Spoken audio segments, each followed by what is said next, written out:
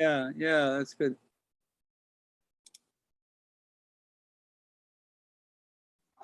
Good morning, Walter. Good morning, Mbak Kian. How are you? Yeah, I'm fine. You're waking Good up. morning, Mbak Donna. Yes, it's like to wake up. Maybe we can start at the 8 o'clock. So Okay. yes, participant is not complete to come in the meeting.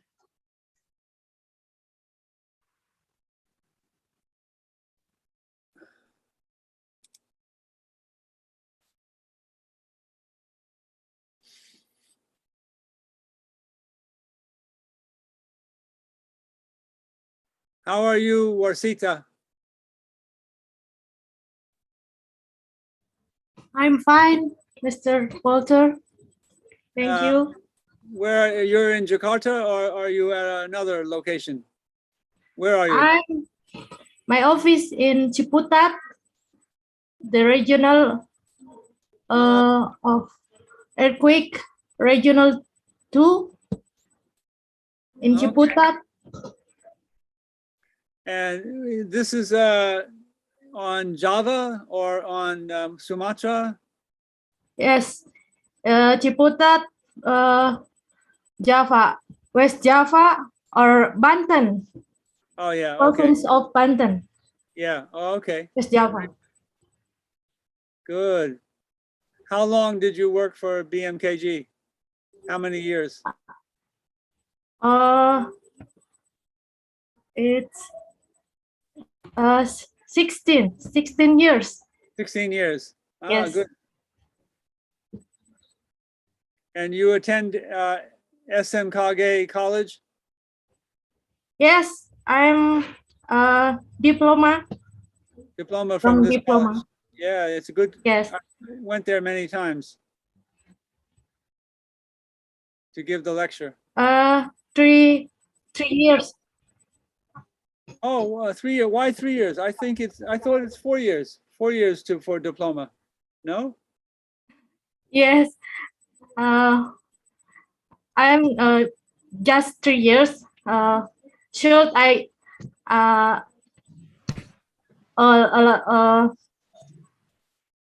for 4 years, but still waiting for that. Yes. Oh, okay. Good. Thank So you. you are doing seismology or other? Yes, I'm geophysics. Geophysics. Yes. Good. I'm sorry for my English. Not good. Not well. I'm sorry. You have no chance to practice. No chance to practice speaking English. Yes, thank you. Yeah, more practice, the better. Okay, thank you. Nice to meet you. Nice to meet you too. Have a nice day. Have a nice day. Hello, Emanuela. How are you?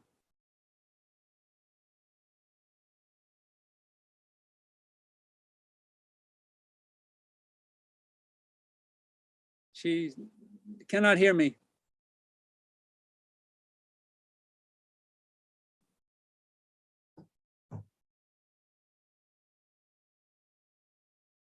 Let me see if Benny is there. Hey, hello, Benny. Can you hear me, Benny?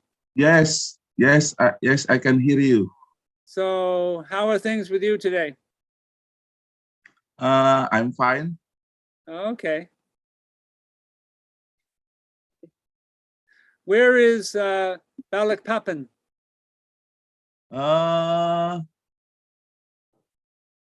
Balikpapan is in Kalimantan. You know Kalimantan, sir? Yes, of course. Yeah. Okay. Oh, yeah, I know where it is. Yeah, on the coast. Yeah, that's correct. Very good. Yeah. And you're geophysics. You study geophysics. No, I'm geology. Geology. What kind of geology? Sediment, hard rock? I took for my examination, sedimentology and structure. Oh, yeah, that's good. Yeah.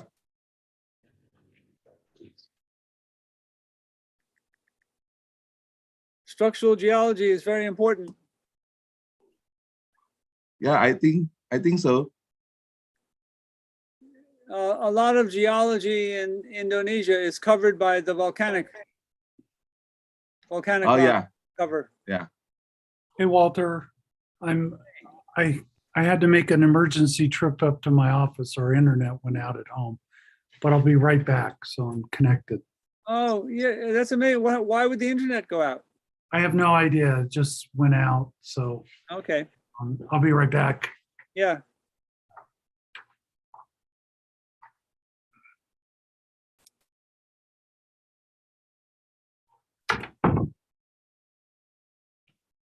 Hello, Roseed.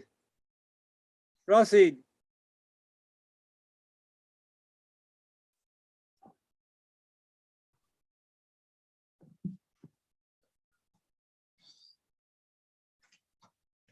No.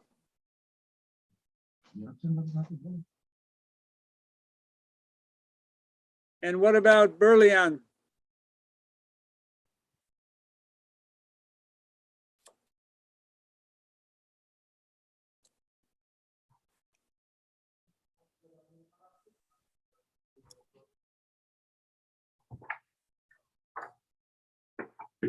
Okay.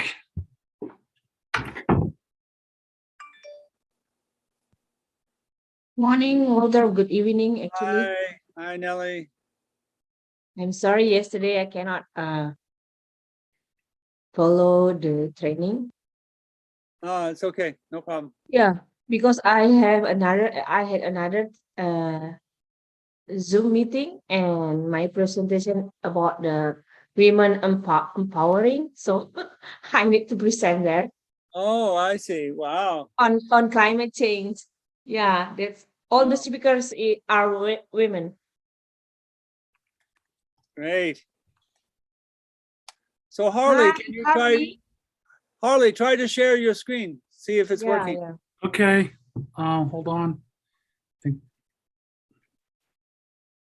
Oh, this might work.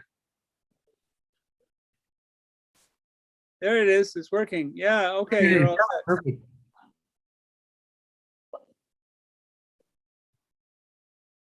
Okay.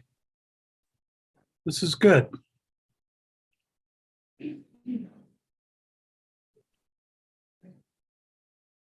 Yes, it's clear. Maybe yeah, excuse me, Mr. Halibans. So I invite Mbak Kian, because Mbak Kian to lead in the session, the first session, especially for your session. Is that okay? So should he stop sharing? Stop sharing and then. No, never mind. It's okay. It's okay. Mbak Kian, please. Ya. Oke, kita mulai sekarang, Bu. Ya, silakan, Mbak. Oke. Assalamualaikum warahmatullahi wabarakatuh. Okay. Good morning, dear ladies and gentlemen, especially to Bu Nelly, and also good evening for you, for Muni, and also for Dr. Harley Benz. Today, we're gonna have the presentation from Dr. Harley Benz about the USGS National Earthquake Information Center. But before we starting, I would like to introduce Dr. Harley Benz to the participants. So Dr. Harley Benz is a research seismologist with the USGS Geological Hazard Science Center in Colorado. He completed his the university at Kansas and earned his PhD in geophysics from the University of Utah. He was the director of the USGS National Earthquake Information Center for 20 years, and he has extensive experiences in all aspects of seismology, and he has been working in cooperation with the Bmkg for many years. Today, The presentation about the operation of the National Earthquake Information Center will be held in the next 1 hour. And then after that, we're gonna have an interactive discussion session. So I hope the participant could be actively for asking or comment following the presentation from Dr. Harley Benz. So, okay, let's start the presentation. To Dr. Harley Benz, the time is yours. Please. Okay, thank you very much. Can you hear me? Yes, I can hear Okay. you. We can hear you clearly. Very clear Okay. and understandable. Okay. Okay, so today, over the next roughly 40 minutes or so, I will be talking about the USGS's National Earthquake Information Center, particularly design, developments, and other considerations. And what I really would like to do is just paint a broad picture of what we're doing so that it will solicit questions about how you might go about improving your monitoring, change your monitoring, the philosophy. So it's a very broad brush look at NEIC operations. And some of this I've presented in the past, but not all of it, just in bits and pieces of it.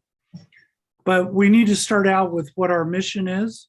We are a US federal agency who's involved in continuous monitoring of global earthquakes. We do this in support of US government, both federal, state, and local, and international. And in particular, many of the products we produce are used by USAID, Red Cross, Red Crescent, and others involved in their emergency response activity. And then our website is one of the most active earth science websites in the world.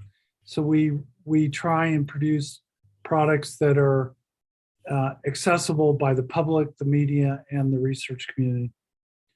Other things that we do are backup to the regional nets in the US in case they can't respond. They have a big earthquake and something goes wrong, or as we all know, periodically the internet goes down, like it just went down in my house and I had to drive to work to come and do this. We integrate, importantly, NEIC, and I should point this out, owns and operates no seismic stations anywhere in the world.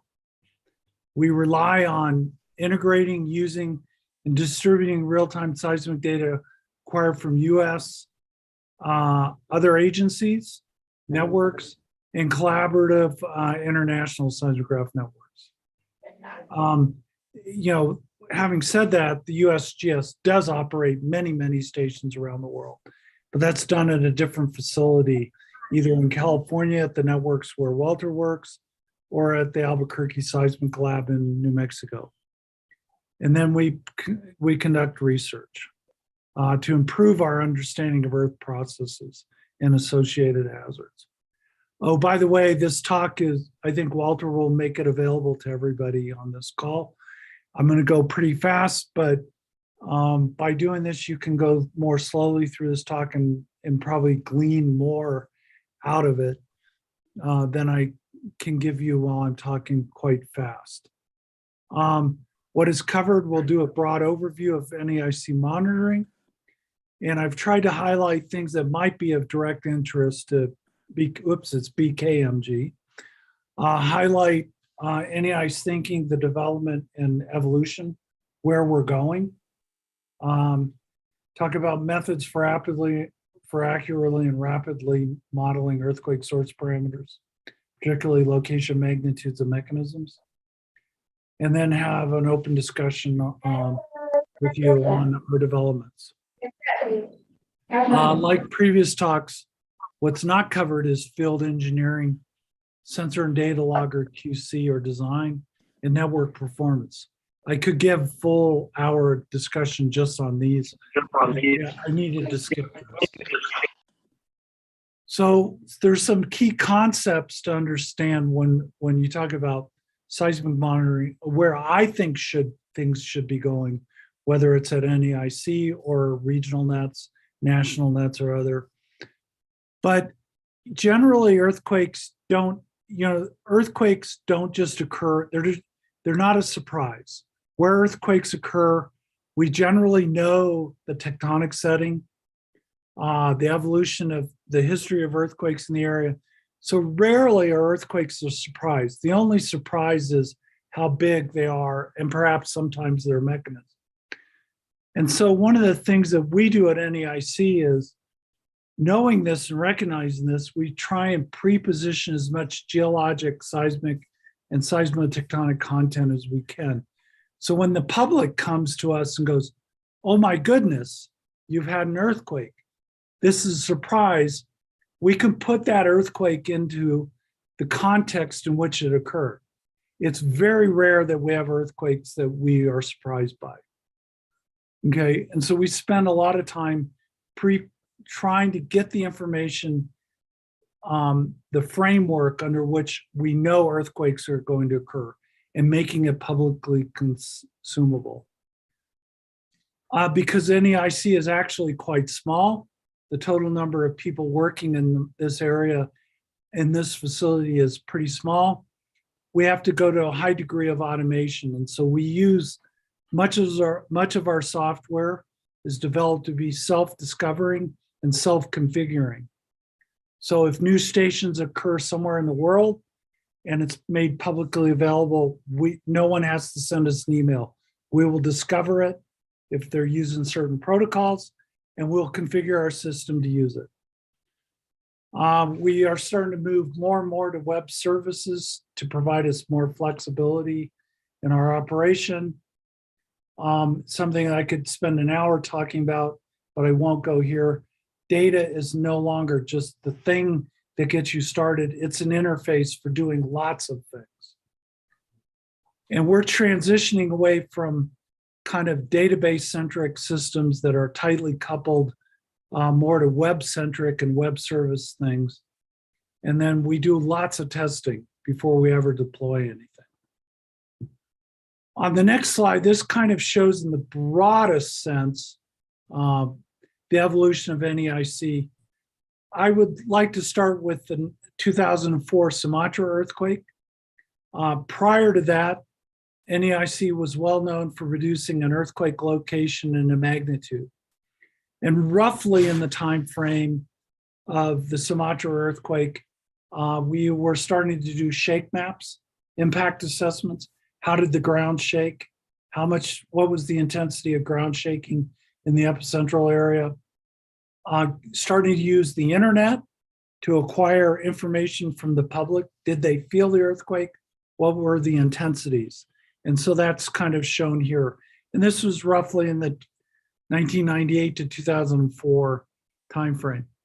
Following the Sumatra earthquake, NEIC had to improve itself. It had to start to model long period waves to get the actual much more accurate information about the source size and the source kinematics, the faulting, which way did it rupture, things like that. And we had to really scale up providing notifications, either by email, Twitter, or any of these other kind of social media things. At 2000 and, in the early, prior to 2010, social media wasn't as big a presence, but it's becoming a huge presence. On top of that, we had to make sure the user community could use our shake maps. So we developed a thing called Shakecast, where we push the shake map to them and they overlay their infrastructure on it. And since then, we've continuously improved our accessibility to data in real time, making all of our stuff mobile friendly, using web services, going back to this continuous evolution of pre-positioned content, producing scenario models of earthquakes so we can do, we can practice and simulate what might happen. We started doing impact assessments. What were the likely economic losses and fatalities from big earthquakes? And then just broadening to social media the information we produce. In the last few years, while we've continuously improved our source modeling and our impact products, we've expanded into landslides and liquefaction and other products. But underlying all of this is trying to go faster and more accurate on earthquake location, earthquake magnitude, and style of faulting and the kinematics. That underpins all of these kinds of products seen in this slide. So how do we do this? We do a lot of things for such a small group. We have to improve our regional monitoring, because if you're regional monitoring, you can simply go faster than if you are exclusively a global monitoring. So we're trying to get into the sub-minute, 5-minute time frame of reporting earthquakes in the 2 to 5 minute range. We're not doing earthquake early warning, okay? In order to do that, one has to do significantly improve your detection and association capabilities, which I'll show. And you have to think about, how do you actually compute accurate magnitudes from the magnitude 2 range all the way up to the magnitude 9 range? And so a lot of thought goes into how you do these things. And then everything that we do is publicly consumable. And so it goes into our comprehensive catalog, and how do you serve that up to the public in real time? In order to do those, we have to use a lot of innovative tools or focuses. So we're heavily involved in machine learning. We continuously try to improve our ability to use seismic arrays. We're obsessive on trying to go faster and more accurate.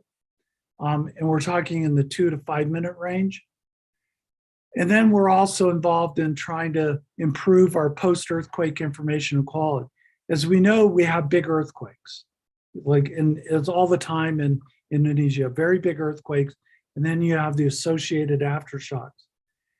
And while the public in the first hour to 2 hours to 1 day need to know about the big event, large aftershocks are going to be happening. And so how do we improve our post-earthquake information and products that help the public, the media, and the government agencies understand the earthquake and the context in which it occurred? And we're starting to use more and more geodetic data in our characterization of sources, and then we're always working to improve our products. So how do we do this? We integrate roughly 2,100 more, it grows every day, number of stations that are integrated into NEIC operations. This shows last year the stations that we use. We know they're publicly available stations in Indonesia, throughout Asia, Europe, Africa, but the majority of stations that we use are in the US, Canada, and Alaska. And we do get lots of stations in New Zealand and Australia. We partner with them. Okay, so you bring in the data, you have to do something with it in real time. So this timeline kind of shows what we do. The upper part of this panel these are kind of these little thumbnails, these little kind of pictures kind of show the products that we produce. We do scenario for planning purposes. We do event detection and reporting, either by social media, the web, internet, we pretty much use all of the convenient methods for notifying people of an earthquake. And then we produce a wide range of impact products: shake map, did you feel it, prompt assessment of global earthquakes, loss, economic and fatality loss models, and now landslide models. All of this stuff goes into the web, and along with it, we produce other source parameters, mechanisms, finite fault models, and things like that, that ultimately feed back into the impact products. And then we do long-term source characterization, and we use lots of preposition information to try and help us understand the earthquake in the context, seismotectonic context. So if you take 2,100 stations, we locate automatically about 32,000 earthquakes per year.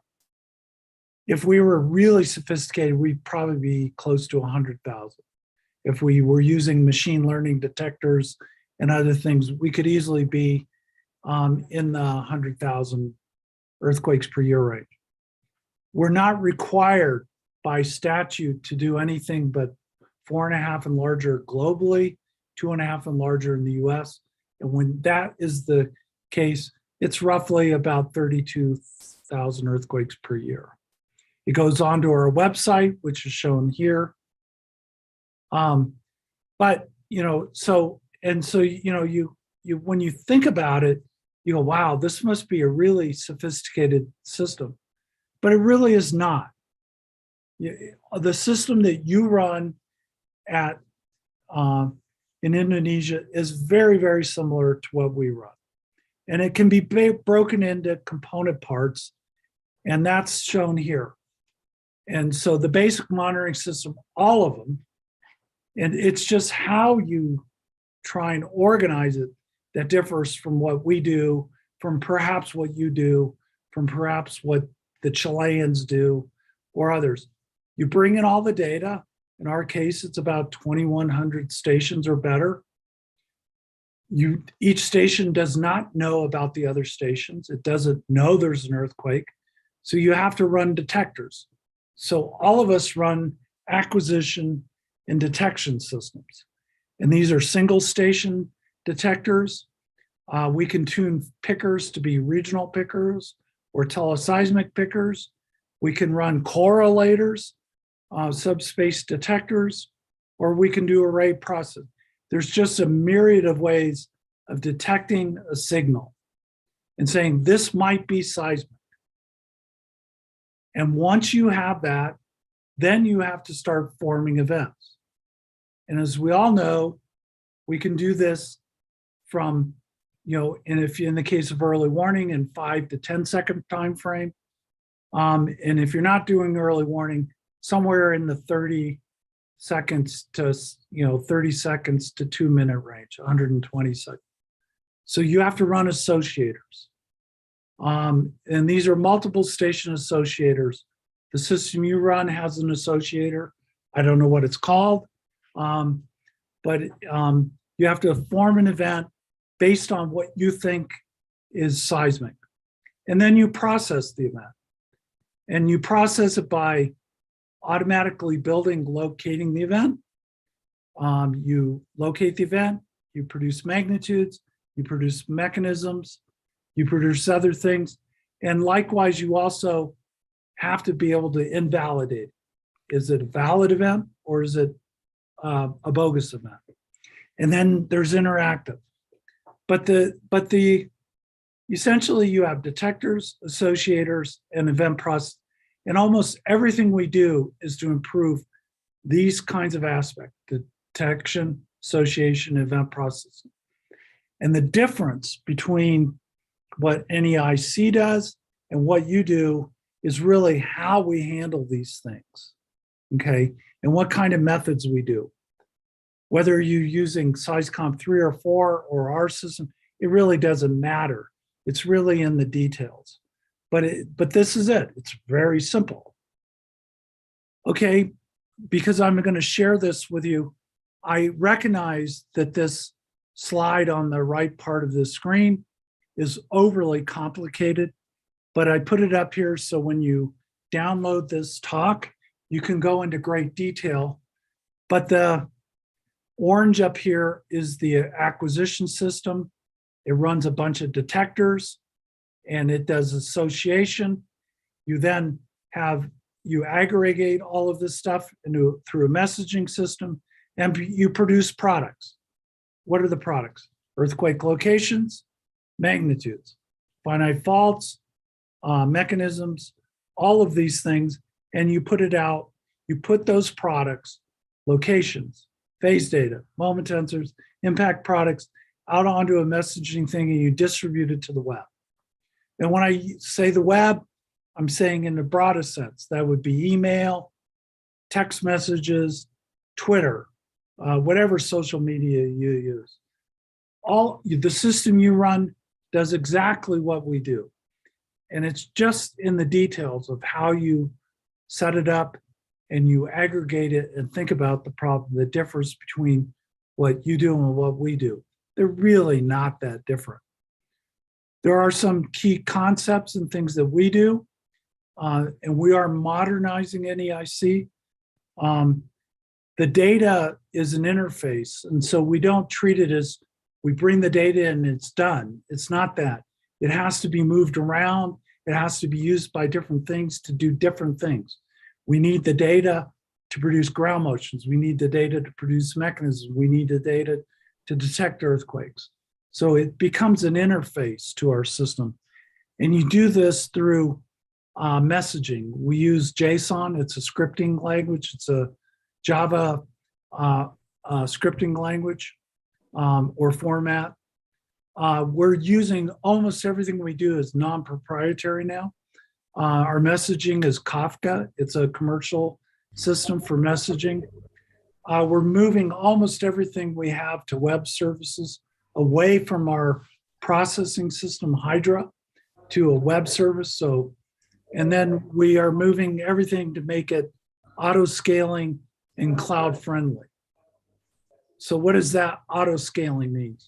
You can imagine when you have a big earthquake like the Sumatra earthquake or any of your more recent earthquakes, you are having earthquakes coming in every few seconds. And each of them has data associated with it. And you have to locate the event. You don't locate it once. You may actually locate the event 100 times. So with auto scaling, it means by using containers, we can spawn hundreds of locators that are simultaneously running to deal with large earthquakes. It's no longer a serial.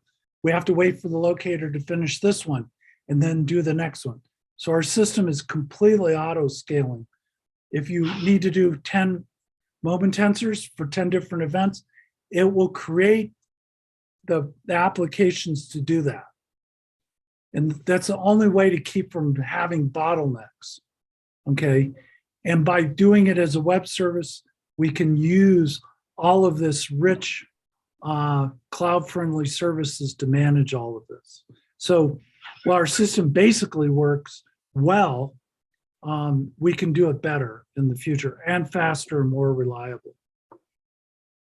Well, I'm going to digress and talk a little bit about the machine learning models that we're using. So like you, we do single station pickers, both regional, teleseismic. We do correlation detectors, which you probably don't do, and we use array processing, IMS style arrays. But at the end of the day, this is an intrinsically, STA, LTA pickers are intrinsically noisy. And so we've actually operationalized a first generation of machine learning models. And I'm going to talk a little bit about that. And this is just one example of how the devils are in, there's a saying in English, the devil's in the details. Why does our system differ from yours? Because they're basically the same. You have detectors, you have associators, you have event process. I know this, and they're very good, but we can improve it. And this is, I'm just going to digress because this is one example of how you can go into the details and significantly improve everything downstream. So I'll just be brief. So here's what a STA LTA picker looks like. You have raw data up here in the upper left. You filter it, it cleans it up. You do a short-term average, perhaps 1 second, 2 seconds. Could be some, you do a long-term average, 10 seconds. So you can see these averaged envelopes here. You then ratio these, the short-term to long-term, and you end up with this peak. And you have to define a trigger, okay, level. And if you exceed the trigger, you have a pick, okay? What you do not know anything is it seismic? Was it an electrical strike? Was it a car going by? Was it just cultural noise? All you know is that you exceeded the short-term, long-term average, okay? And you pick the data. So these algorithms are extremely fast. They're extremely general. They're very simple. And that's what we've been using for the better part of 30 years automatically. But you can improve on this. And the way we've done it is we've taken about 1.3 million waveforms. We've taken about 60 seconds of data. These are for seismic events that have occurred worldwide. And we know from our locators that we have events that are classified as PG, PN, teleseismic P, SG, SN, and S. And so we take these 1.3 million waveforms and we put them in a machine learning classifier. And down here on the map, you can see almost all of the PG observations that we have are in the US and Alaska, because that's where we have seismic networks that have a lot of data within 100 kilometers, within PG range. Likewise for SG. But for PN, we get PN data all over the world, shown here. Likewise for SN. Teleseismic P is global, along with S. Teleseismic S, we generally don't pick it, so we don't have a lot of data. You take all of this data and you put it into a classifier. So the idea here is we want to try and do two things, several things. We want to say, is a chunk of data noise? If it's noise, don't put it into our associator. If it's not noise, can you give us a label of it if it's a P or an S? That helps us form the associations better. And can you tell us about distance? So for this 1.3 million waveforms, we know what type of, we know what phase type it is. We know what distance range it was observed in. And we know if it's seismic or noise.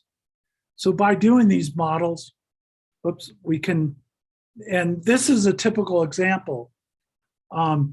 We can classify, if you just take a simple 3-week period in 2019, an LTA picker on 2,100 stations will produce 500,000 automatic picks. Those picks, we do not know if they're seismic, noise, or what kind of phase. But out of that 500,000 picks, we can form about 1,000 events. And over on the right just shows all of the data, whether it was for those events, we just stacked as a function of time, all the picks, we just plotted them, whether it's noise or thing. And you can see there's a lot of picks here. You can see the P wave very well. You can see the S, whoops, I don't know why it's on a timer, but there's lots of noise. So what we've done is we've classified things as noise, P, S, and by distance. And by just simply throwing away the noise ones and saying this P can only be in the broadest sense, local or not, and using an associator, just training the associator to say this S can't be from 90 degrees away. It can only be in this range. It can choose whether to use it or not. And when you do this, you get remarkable improvements in your association, which is the starting of your locator. So on the left here is if we do no classification for a training data set, you can see we get lots of events in Alaska, the US, South America, Europe, Asia, things, but you can see all of these events out in the Pacific, out in the Atlantic, and other places, and many you can see lots of events in these networks. When you start to classify in the simplest sense, it's a P or an S and distance, you significantly clean up your mislocations. You also get better locations. And so once you start down this road of machine learning, you now have the ability to go faster and more accurate. So the important point here is that this is just a detail that's slightly different than what you're doing and what we've done. And we've done it in order to improve our overall performance. But it's really not that complicated. You know, it's something that most people could do, most networks. Okay, so I've kind of talked about the detection, location, Now you start to produce products. And everything goes to our web. And so here's an example in 2021, the 7.3 kind of oblique strike slip event in Western China. We produce a shake map and a regional interactive map of showing shaking. We have regional information about historical seismicity. It was in a relatively remote area. We produce impact assessment, felt reports. We can do maps on intensities. You can see, even on this scale, you can see people reporting it in this town. We can do shake maps. Once you have a ground shaking model, if you have people in the area, you can superimpose population that's exposed to ground shaking and the infrastructure. And you can do an impact assessment. By knowing the topography, we can do ground motion modeling, or we can, landslide model. We can take the ground motions and do probabilistic models of landslide probabilities. And then, of course, we do the locations, moment tensors, and finite faults. I'll talk a little bit about some of this stuff. I really won't spend much time on the impact assessment.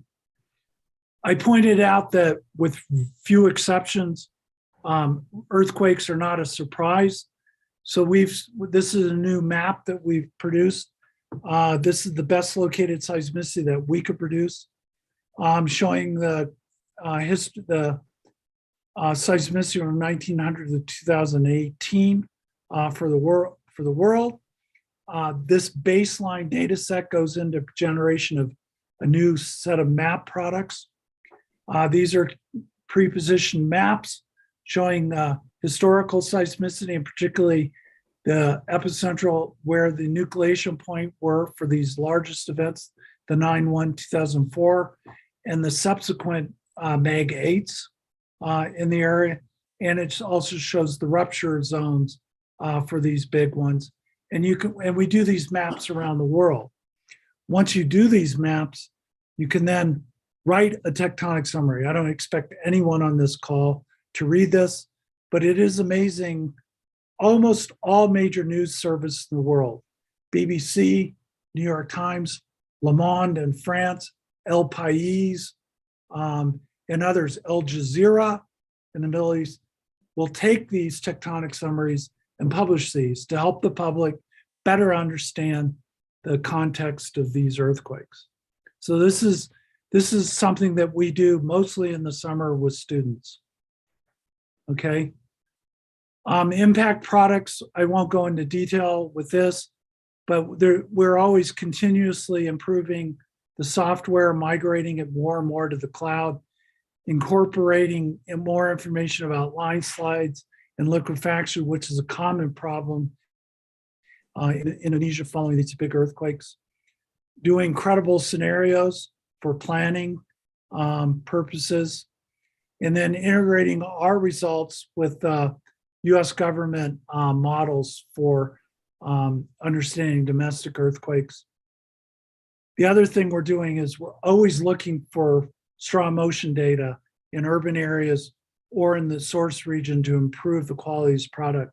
I think several months ago, I was on a call with you guys, and there was a discussion on, I think your network, the broadband network, is separate from the strong motion network.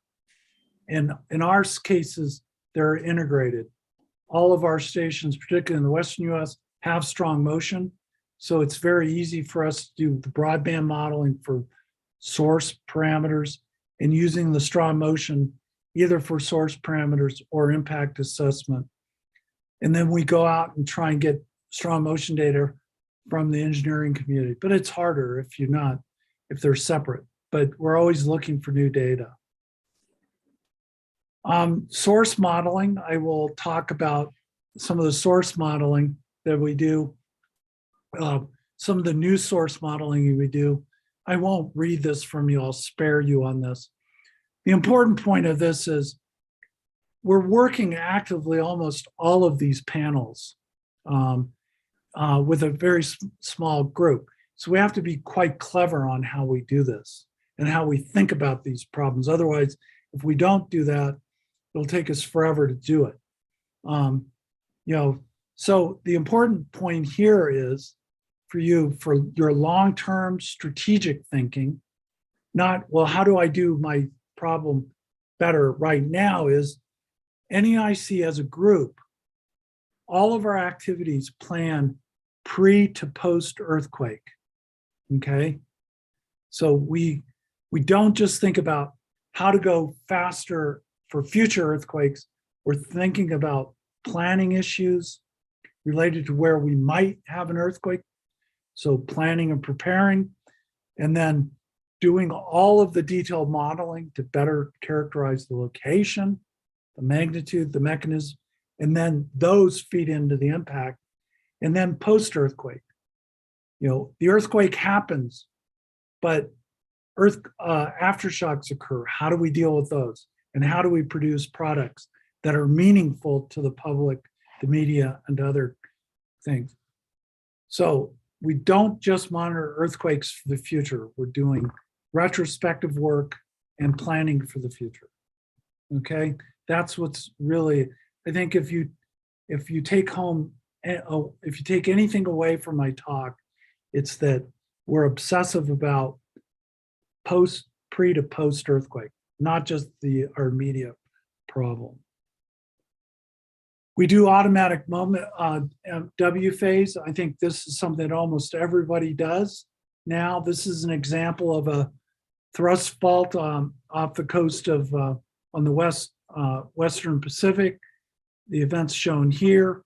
You can see all of the stations that were used in this assessment.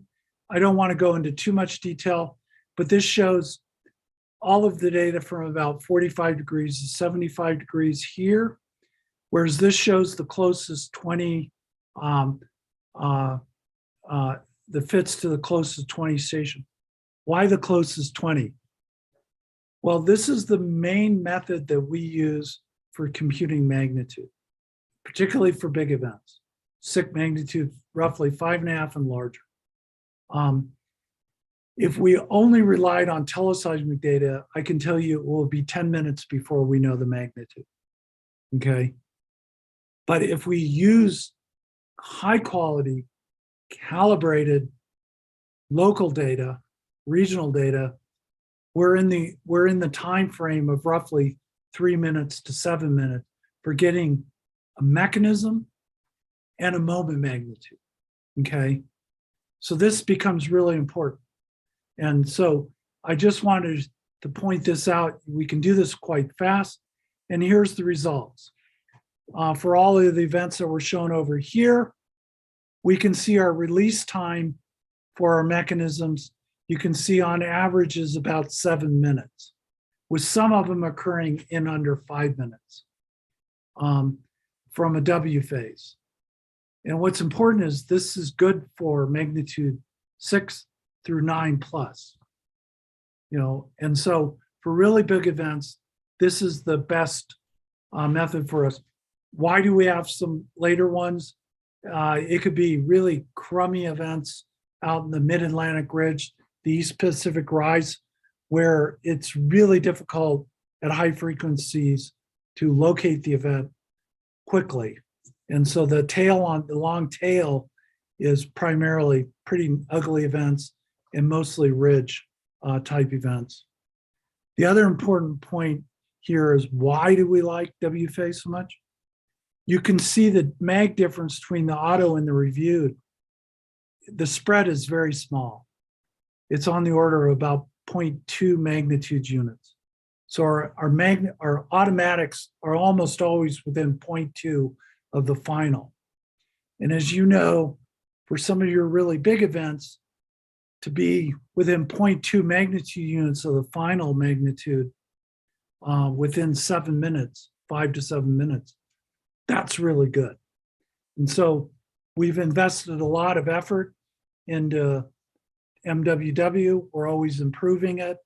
But its limiting factor for us now is getting more local data that's highly calibrated and on scale, okay?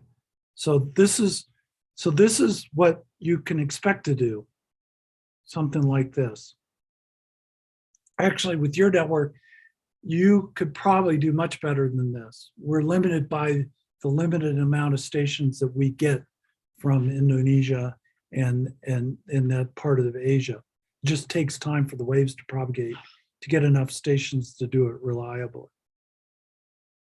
The other thing that we do is, because we can do mechanisms very quick, and often our locators, and you know this, for if you have an offshore earthquake, it's often very difficult to estimate its depth. This is a Indonesian earthquake on, when was it? July 19th. It was a 5.9. It was out near the trench. If you have a trench earthquake, you know two things. If you have if it's an outer rise, it's likely to be normal fault and it's likely to be shallow. But I can tell you, your locator is not going to help you say, oh, it's shallow. It won't know what the depth is. So what we have automatic procedures now. So here's an outer rise event off of the Sumatra subduction zone here on July 19th of last year. It was a normal fault, which we expected. We assume it would be shallow. Our locator wouldn't be able to tell us that. But you can, just by knowing the mechanism, you can grid search as a function of depth, the waveforms, and as a function of time function. So we use triangular time functions as shown here. So for this event, the best fitting time function was about 3 seconds, which is not, it's about right. And you can see the fits to the P pulse are quite good. You can see the P phase here. You can see the little PP phase here and the little S phase. So we can do this automatically now for any event for which we have a mechanism. And we use this to try and estimate depth and not rely on the locator. And so this is yet another example where you guys do think very similar to us. We have tweaked things to do things maybe a little bit better, because we know there's no amount of work you can put into your locator to improve its location if your closest stations are far away, and an offshore is considered far away. So this is a detail. This is kind of some of the source modeling you can do to help the other algorithms.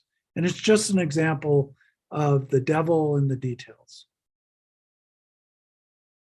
We're doing a lot of work now in our finite fault modeling to understand the kinematics, which way did the earthquake rupture. This was the April 25, 2015 Nepal earthquake, 7.8. It was a shallow, low angle fault. Kathmandu sits here. And you can see where the actual slip was from this. Interestingly, there was an aftershock, 7.3 aftershock, and this shows where this occurred. And you can see this idea of, pre-positioned content. The only big earthquake in this area was the 1883 event here. And so it became really interesting when this shallow angle thrust happened. Where was it relative to the last big ones? That was one of the most pressing issues. Where was the slip relative to Kathmandu? The earthquake occurred here and it produced unilateral rupture to the east here, but it was north of Kathmandu. Kathmandu was heavily damaged, but it could have been worse because the low angle thrust fault daylights south of Kathmandu. To improve these models, we're starting to use all available data. So we're starting to use GPS in our routine modeling, our real-time modeling, and strong motion data. So you can see here, this was the Northridge event, 2019 magnitude 7.1 event. It was a strike slip fault right along here.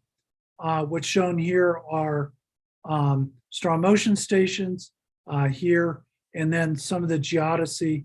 And here's an example of strong motion fits. Here's the high rate GPS or GNSS fits, and then the teleseismic. So we're starting to combine all of the available data to estimate both the magnitude and the kinematics of the earthquake source. Where did it slip relative to where we located the earthquake? And things like that. And so we're heavily involved in trying to use all available time series. So this is just another example where these methods are available to do teleseismic regional monitoring, and to improve, you just have to start using all of the available data. So the devil's in the details. So we're starting to use everything that we can to better constrain our source models. We also are starting to use more and more, and this is more of in the time frame of two, probably more realistically in the 1 week time frame of using INSAR data for improving our loss models. Here's an example off the coast of Puerto Rico, and here's one in central Nevada shown here. So you can see the ground motions here, you can see the ground motions here, and you can see what the INSAR images look like. It's highly decorrelated, but there's enough in this epicentral area here to do things. And here you can see it has the classic fringe patterns of a shallow strike slip event. And so we're just showing you examples. And these are all of the models that we've done for events around the world. We don't just limit it to US, we try and acquire INSAR images for roughly every magnitude 6 or larger and produce a source model from the INSAR. The last thing I want to talk about is you have an earthquake, you have aftershocks. We are now doing operational aftershock forecasting.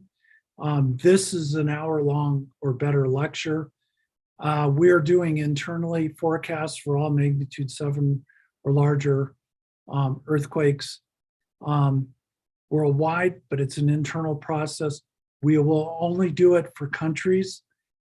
Externally, we'll put it on our web if we're asked to, but it's only an internal. And then I think it's magnitude 4.5 or 5 and larger in the US. And the important thing is when you have here's just a generic magnitude 7 aftershock forecast, what's the probability of one or more events 1 magnitude unit lower. So we're doing operational aftershock forecasting. That's done by a group in Menlo Park. And if you're interested in this, Walter can easily get that group to give a talk on how they do it, why they do it. And they're incredibly good people and can give an amazing and interesting talk.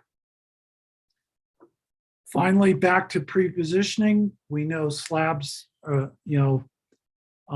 we know most of the large earthquakes, with few exceptions, occur in subduction zones. So we've done modeling of all the subduction zone on slab geometry. And this just shows our slab model. It's an updated global subduction zone model. And I think what's important for us is if we have big events, really big events, we can figure out, we can understand from pre-position content, what was the geometry like in the area, the depths of earthquakes relative to the geometry, and other things that are related to geometry that have implications about the seismotectonic framework and the associated hazards. So this is just another example of the kinds of pre-position content that we're trying to produce. So the last thing, and I've talked about this before, our earthquake locations are pretty good, but they could be better. Typical in South America, they're on the order of 10 to 15 kilometers from their known location because of slab effects and the lack of close-in data. But we can do retrospective modeling of it. And so this just shows this lower right panel all the earthquakes that we've calibrated, large earthquakes, based on data that's sent to the ISC and others. So we can calibrate different portions of the world. The idea here is that by using these kinds of data sets, we, instead of relying on single event locators, we can probably do constrain multiple event locations based on previous events in the area that we know something about. So we can probably go from, in many cases, we can go from, in near real time, errors that on the order of 10 to 15 kilometers in subduction zones, say in Central and South America, to location errors on the order of 1 or 2 kilometers, 3 kilometers. This is huge from an impact assessment point of view. And so this is an area of research that we're considering. But like on some of these other themes, this is pre-positioned information that we're starting to use and take advantage of. So, you know, it's still using general concepts of location that you're using, not much different. We're just trying to find events that we have what am I trying to say? We know location, we know the precision of the locations well, and we can use that information to better constrain locations in the future. And so this is another example of where we're doing very similar things to what you're doing, but we're adding a level of detail that you perhaps have not thought of.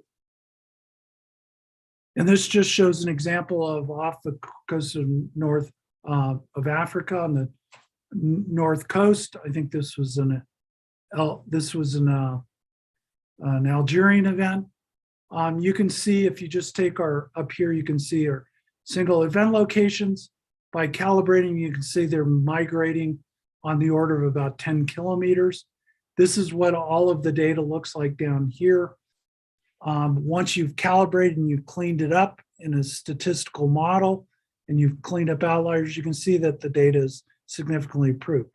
So if we have a repeat of larger earthquakes here, or here, here, or here, in this area, we can much improve the location. We can get locations, as you can see here, we can get locations that are sub 10 kilometers from the bias location. And so this is something we're doing, and I'll just skip this as some of the details of it, but we have a database. It's now actually about 2 million travel times that we can start to use. Okay, so we're coming to the end. So final thoughts. So we designed our system to report significant earthquakes as fast as possible and to produce a quality reviewed catalog. The important thing here is that we use our catalogs for long-term earthquake hazards assessment. And so it has to be made publicly accessible. Absolutely everything we do can be found in our comprehensive catalog. Locations, magnitudes, mechanisms, moment tensors, and impact assessments, and all of the supporting data. So our catalog is complicated, but it's extremely rich. All of the tools, software systems that we use have to go through a formal code release and made public. Like I said, all data are publicly accessible so they can be tested. We're moving to a service-oriented structure, so it makes streamlining operations, research, testing, and special studies can use the same system. It's not just an operational system with a separate. We can mix and match as we want to. We're a small group, so we can't do this by ourselves. So we work with the external research community, the universities in the US, Europe. We have a project now with the Chileans working on finite fault modeling. It turns out they're very good at it. And so we're working with them. We have students visiting us all the time, and we work very strongly with the academic community. I think the important point here is we're not any smarter than you. We're pretty ordinary. We can do our job, but what we do well is we reach out to the community that's better at some of these things and work directly with them to improve our overall monitoring. So with that, I will stop and answer questions. I hope that was clear, and I hope it gave you a broad idea of how we think about these problems and how we will move forward in the future. And that's it. That was great. Thank you, Harley. Okay, thank you, Harley. That was a great presentation, and also I would like to take some conclusions from your presentation. I think it's not really conclusion, but yeah, the NAIC is doing some monitoring and also doing some processing after the for the earthquake parameter, and also yeah, some parameter, especially like finite fault modeling, is very useful for tsunami modeling. Especially sometimes we took that parameter for running some modeling here, and Right. yeah, and also yeah, for the sensor, for the accelerogram as distribute for the strong motion, is still not yet integrated with the broadband sensor here in Indonesia, but soon. We also we've been developing for establishing the INATIOS, the Indonesia Tsunami Early Warning System. And okay, to the participants who have the questions or comments, please welcome and ask and through the chat Zoom or through the turn your camera on. But before, we have question from Ibu Nelly in the chat Zoom. So let me read for you, okay? So hi Benz, you mentioned that USGS are not doing earthquake early warning system. Could you give us more information on that? Many thanks. Yeah, so I had one slide on earthquake early warning. I think it's important to point out the USGS does earthquake early warning. We at NEIC do not do earthquake early warning. Earthquake early warning right now in the USGS is a West Coast project. It's being done in California and the Pacific Northwest, so California, Oregon, and Washington. And in the future, it may expand out to the interior West and Alaska. So I purposely didn't talk about it because it's a talk all by itself. But our monitoring systems are more and more integrated. So we at NEIC get the earthquake early warning messages from California and elsewhere, and they're integrated into our system and they're part of our processing system. But NEIC does not do earthquake early warning yet. Oh, okay. Thank you for Okay. your answer. So Yeah. the focus of the earthquake early warning right now been recently in West Coast. It's a West Coast, yes. West Coast. Okay. So let me ask if Ibu Nelly still available here. Ibu Nelly. Okay, Are you thank okay you, with the Ben. answer? Just want to get your clarification on that issue. Thank you. Yeah. Okay, thank you. So for the next question, okay, we have one participant from Hasan Arif from Gorontalo. Okay, please. Oke, bisa terdengar suaranya, Pak ya? Ya, jelas. Okay, thank you, Mr. Benz, for the crystal presentation. It changed my perspective and give new insight about routine earthquake parameter determination. My name is Hasan. I live in Gorontalo. It is part of Minahasa Peninsula or north arm of Celebes. We have interesting, complicated, and unique technique, different we find averagely 5 to 6 local earthquake daily, and probably the most active region in Indonesia. So I have 3 questions. I hope you can understand my speaking. The first one is, what is the velocity model you used in locating routine earthquake? It is globally using famous AK 135 or local, depends on zone and locality. Second question is, from my knowledge so far, there are so many seismological center on USA, such as data from state seismic networks or from university like Harvard, correct me if I'm wrong. So for the scientific purposes, how does NEIC collect, compile, and make law and policy and manage this seismic data? And my last question is still relevant today locating earthquake using single station method? Is it relevant? Because we still possibly have lots of unmapped active fault in Indonesia, and I'm still doing this for, I'm still locating using single network for monitoring and characterize slow slip active fault.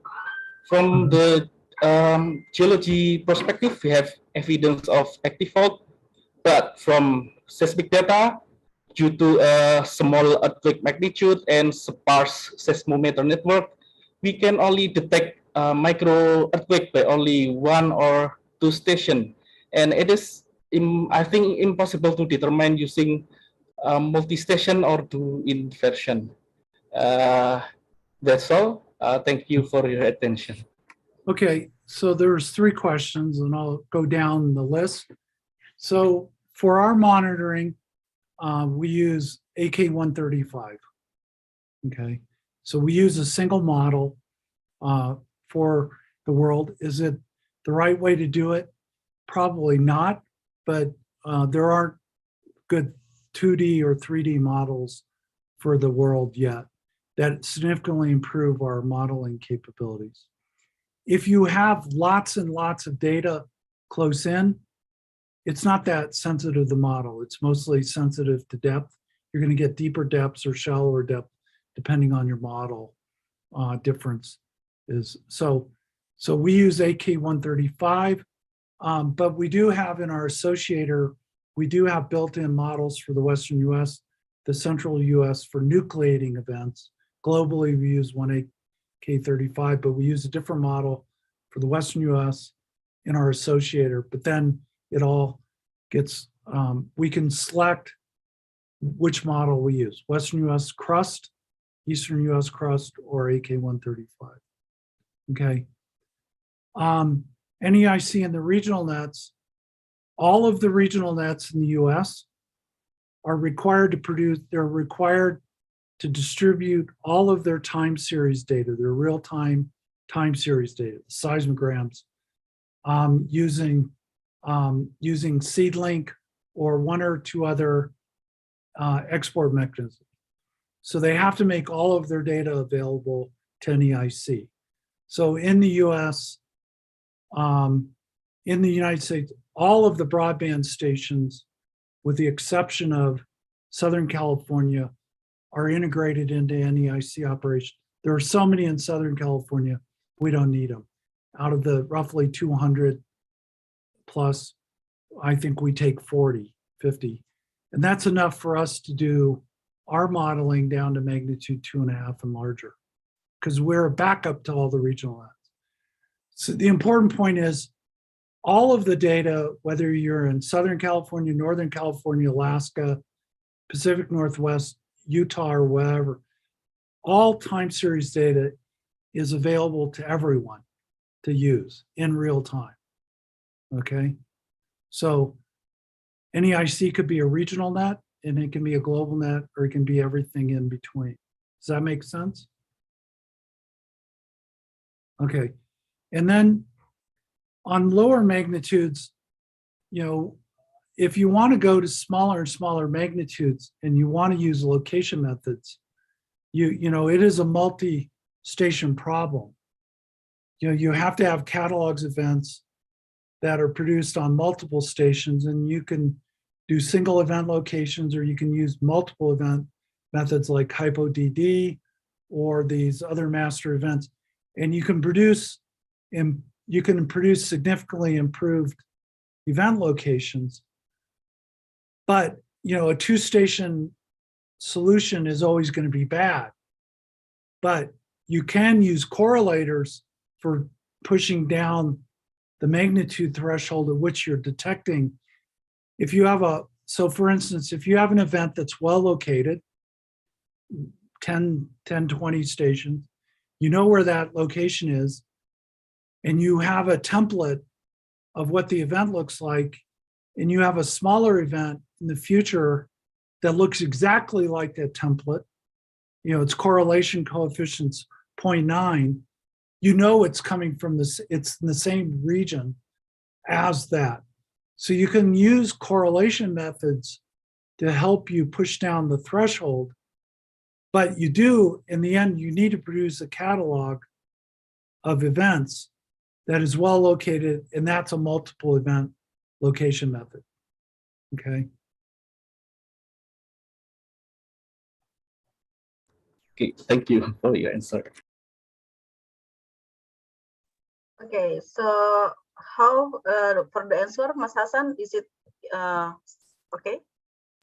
Okay. Okay, thank you. So any other question, please welcome to other participants. So ayo yang mau bertanya atau mau komen dari presentasinya Harley, mungkin dari Pak Benny. Maybe you can give some comment or question, because Benny used to working in operational room in Jakarta before working in Kalimantan. So I think you have slightly insight, a few comments, please. I have no question for the moment. Okay. Thank you. Okay. So, okay, so I would like ask about the GNSS data and GNSS processing for the earthquake parameter and for the product itself, Harley. So, I would like just a simple question, like how far the GNSS data been using in USGS for the processing, because right now we've been also developing, but it's not published yet, but we still like design and working for how to make the GNSS data being useful and beneficial for our product as well. So maybe could you sharing how the GNSS data useful for for the earthquake product? Thank you. Well, so the GNSS data is there are a lot of stations in the US. There's not enough.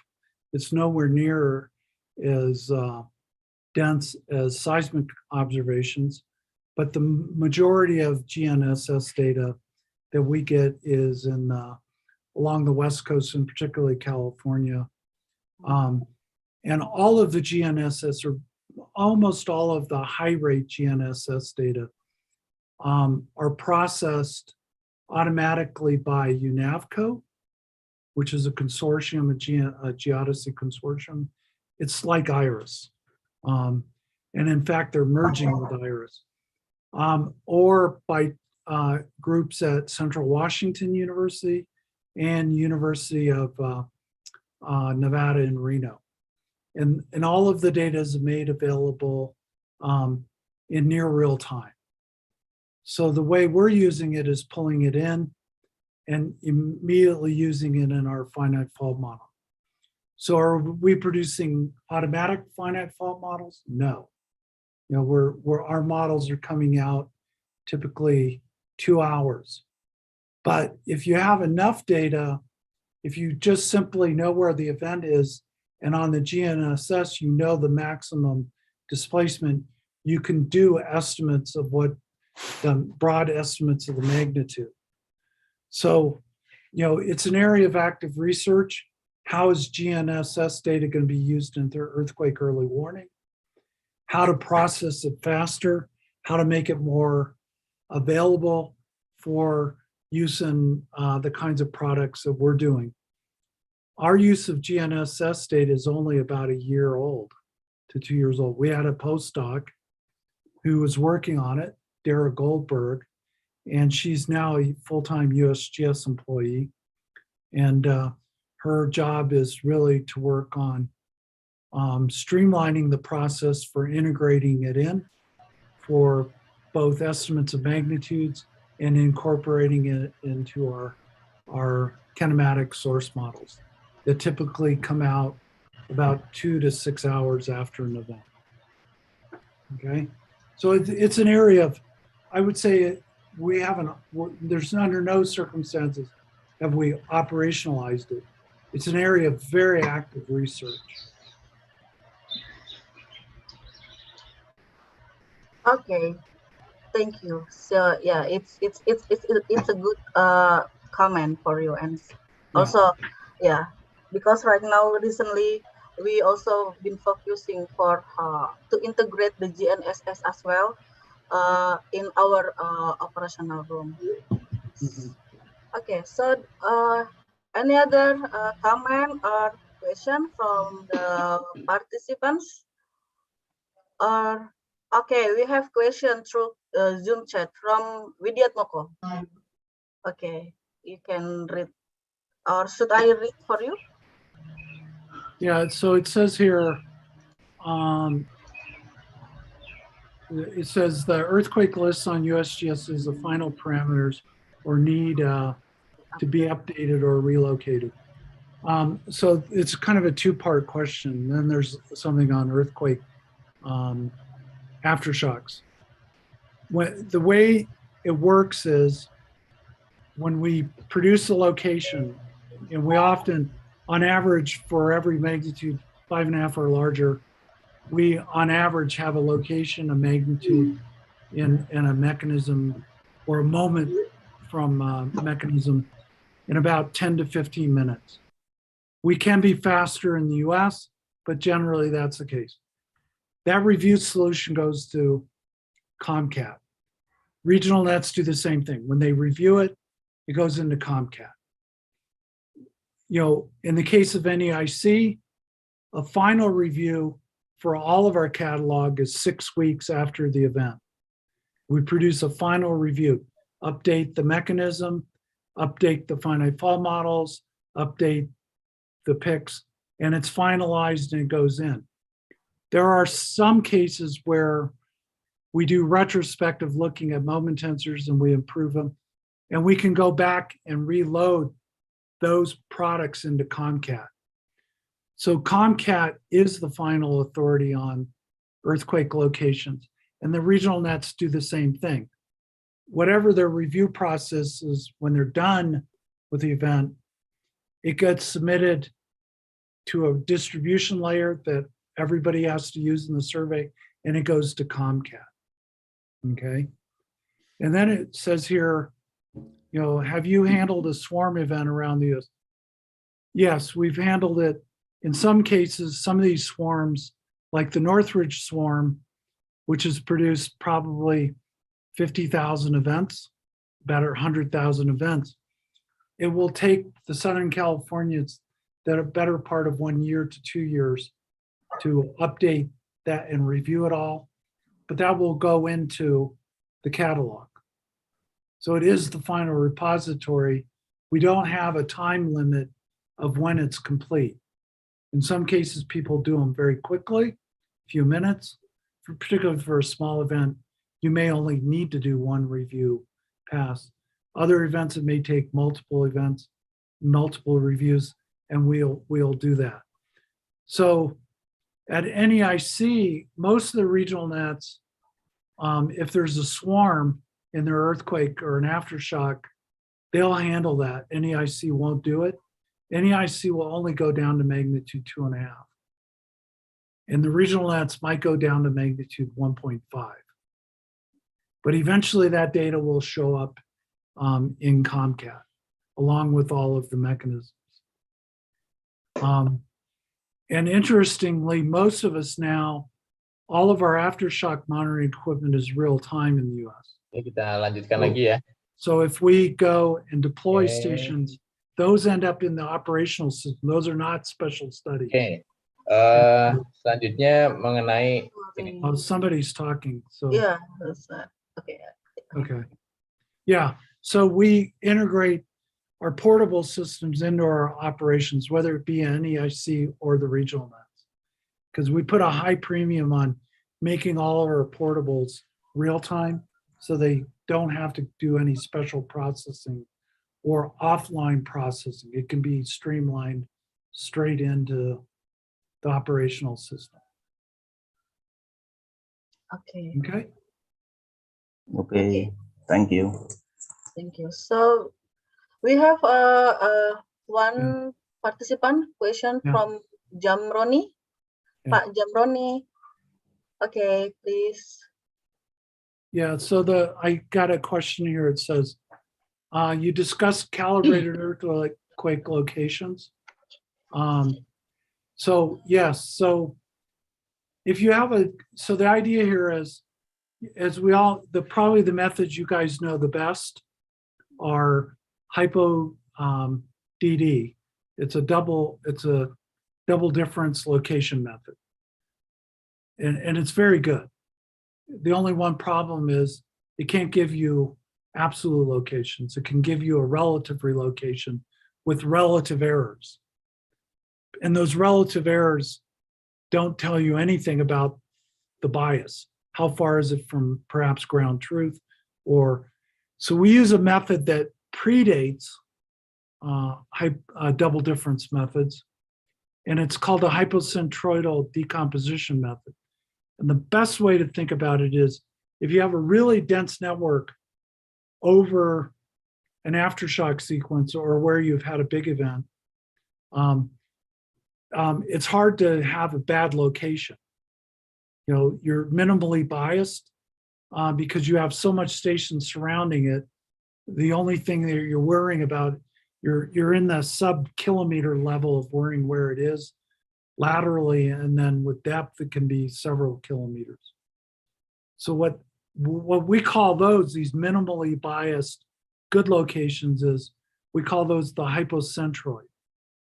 So what we can do is say these are well-constrained events, and then for past events, historically important events that were recorded. So say you have a magnitude 5 in Nevada, good example, and there were previous magnitude 6s in the area. That 5 was recorded on a really dense network. It's really well located. In the 1970s, the 6s were not well located. There weren't that many stations. But one thing that those two events have in common is that 6 was located on a global network that is the same as the global network today. So they have a common set of stations. In the pre-1990s, the GSN was the WWSSN, the Worldwide Standardized Seismic Network. Many of those stations became the GSN. So we have a constellation of the stations that are the same for old earthquakes versus new. And so we can locate some of these important older events by having well-located earthquakes in modern times. It also works that if you have a big earthquake in the US, but it's not inside of a network, so it can have some location bias. If you put an aftershock network over the top of it and you record many of the aftershocks, those are really well located. Those become your hypocentroid on which to locate the big event, the main shock. And so this is what's known as calibrated location. You get a minimally biased location with realistic errors, absolute errors, hypocentral errors. And so that's the important point, the concept of calibrated. We can't do offshore events unless they're relatively close to a network, and for which you have events like in Indonesia. If we were to use, we've done calibrated locations in Indonesia. We have to use the onshore events to give a statistical framework to get some of the near events that are offshore. But you can do it. But if they're too far away, you can't do it. You know, we're talking tens of kilometers, not hundreds of kilometers. I think there's a hand up. Okay. Yeah, from Pak Jamroni. Okay, We thank still you, thank have, you. yeah, one participant. So Pak Jamroni agak cepat ya nanyanya. Okay, thank you, Mr. Harley. I have one question about the product of INSAR in your USGS and EIC data. My question, how fast you can create INSAR data for web and public to society? Because in Bmkg, as far as I know, there is no INSAR data. From my experience in field area after the large earthquake, we know that in that region there are the down landslide, but we cannot measure this area how many meter or how millimeter, because we have no INSAR data. My question, how fast you can provide this INSAR data to publication? Thank you. Well, we don't get it very fast. It's if probably the quickest that I've seen it is a couple of days, 2 or 3 days. Typically, we get INSAR within about a week of an event. But INSAR is important because it provides a different kind of a measurement for understanding the complexity of the source. You know, we use teleseismic data to do the inversions, and it's very smooth. We use strong motion data and GNSS data to help constrain some of the details of the rupture process. But the INSAR kind of, it just adds another level of constraining information on it. We can do INSAR, we can do source models that are just INSAR based, or we can use INSAR in the kinematic models we use. But they are important because they add some details that often you can't see, like post-earthquake slip that you didn't see teleseismically, and you couldn't see, it was too small to see in the GNSS, and it is too small to see in the strong motion. And so it's just another bit of information that we use to improve our kinematic models. But the important thing is you don't see it for all events. We probably have a good INSAR image for probably about a dozen earthquakes, 10 to 12 earthquakes per year.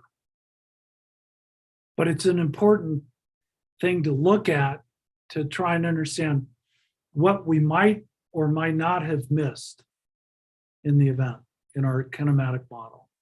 We can actually do kinematic models and predict what the INSAR looks like.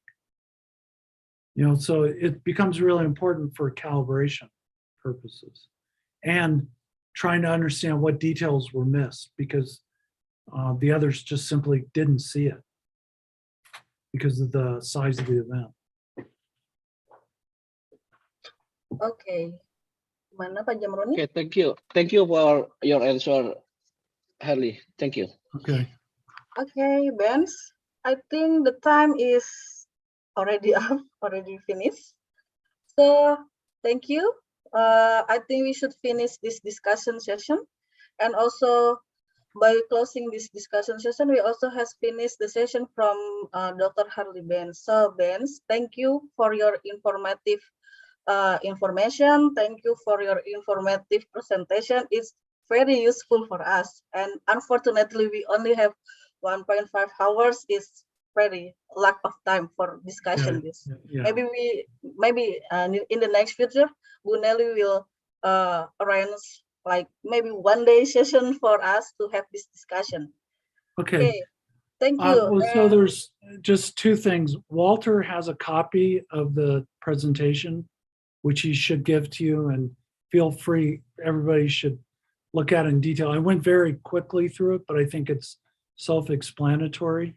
And I told Walter in a call today, and now with COVID perhaps behind us, I'm more than happy to come to Jakarta or wherever you need me to come to just talk about these kinds of issues over a longer period of time and over tea. Yeah. And Yeah, also, okay. could you send us your to the committee your email? Maybe is there some participants would like to ask you right away through the email? That will be very happy for us. Is it okay? But you can give letter to the committee. I'll type it in right now. Oh, okay. So, thank you once more. Thank you, Benz, for your time. Because we have 12 hours different time right now, maybe around 10 p.m. Or almost 10 p.m. In your country, and we gonna continue to the next session. So I'm gonna get it back to Mbak Donna to the next session. Thank you. Okay, it was enjoyable. Thank you very much. Yeah, give big applause for Dr. Harley Benz and Mbak Kian. Thank you very much for your interesting material. So, unfortunately, we have the limited time. Right. So I think time is over because we have to continue for the next session. And once again, thank you very much for your coming to be a speaker to share your insight about maybe about earthquake and anything. So thank you very much about that. Okay. And maybe I invite Mbak Audi. Are you ready? Yeah, Yes. Mbak Donna. Do you hear my voice? Yeah, Sorry. your voice is very clear. Yeah, sorry, I joined with my phone cell because I don't know why my laptop is on problem. Yeah, never mind. It's okay, it's okay. Okay, yeah, I think Dr. Laura Kang is already in this meeting, so time is yours. Please, Mbak Audi. Yeah, thank you, Mbak Donna. Hello, good morning, everyone. Happy to see you today in second session in Advanced Earthquake and Tsunami Hazard Training course. My name is Audia Kaluku from Seismological Engineering Division as the moderator in second session today. Okay, for this session, we will sharing about operation of the International Tsunami Information Center. Will be presented by Dr. Laura Kong, and Dr. Laura was here. Hello, Dr. Laura. Nope. Hello, I'm here. Oh yeah, yeah. Okay, nice, Dr. Laura. But before we start the discussion, let me introduce our speaker for the second session. Dr. Laura Kong is the director of the International Tsunami Information Center, ITIC, of the Intergovernmental Oceanographic Commission of UNESCO in Honolulu. Dr. Kong earned her bachelor study from Brown University and her PhD from MIT. The ITIC is hosted by NOAA. The ITIC, PTWC, and USGS will provide training on tsunami warnings, including the requirements for communication, data networks, acquisition and processing, tsunami forecasting methods, and information dissemination. Okay, now allow me to welcoming Dr. Laura Kong to present the topic about operation of the International Tsunami Information Center. Dr. Laura, you have 40 minutes to explain about this topic. Please go ahead, Dr. Laura. Okay, thank you. How is my sound? Okay? Sound is okay? Yeah. All right. So I appreciate you inviting me. Happy to share what we do. And it is actually quite a variety of activities, which I hope I can give you a small summary of some of the activities we've been involved with. It's a pleasure to be here. It's actually been about 20 years since I first came to visit, and that was prior to the 2004 tsunami.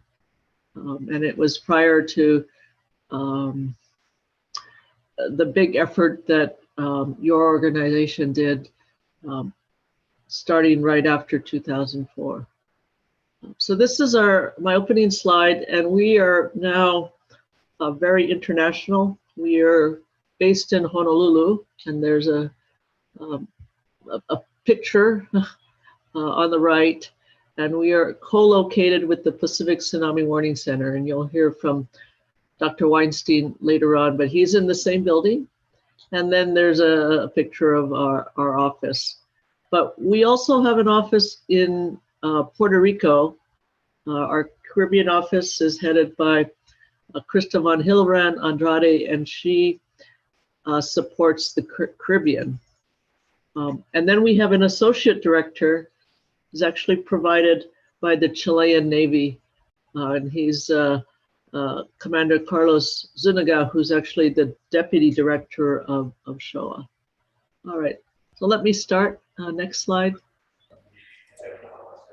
So thank you, Walter. So I thought what I'd do is just start all over again with the introduction of what we are and who we're associated with. So we are actually a part of the effort from the Intergovernmental Oceanographic Commission of UNESCO, which is the only UN intergovernmental body that focuses on ocean science. And it was established in 1960, and it has 150 member states. It's headquartered in Paris.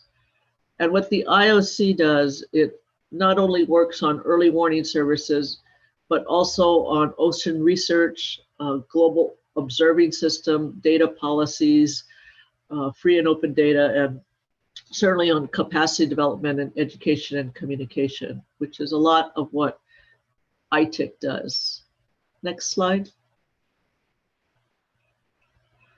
So this is my quick summary of how the different organizations of the UN that are involved with tsunami integrate. So IOC has the lead in the UN for tsunamis, whether it's hazard risks or warnings or mitigation or preparedness.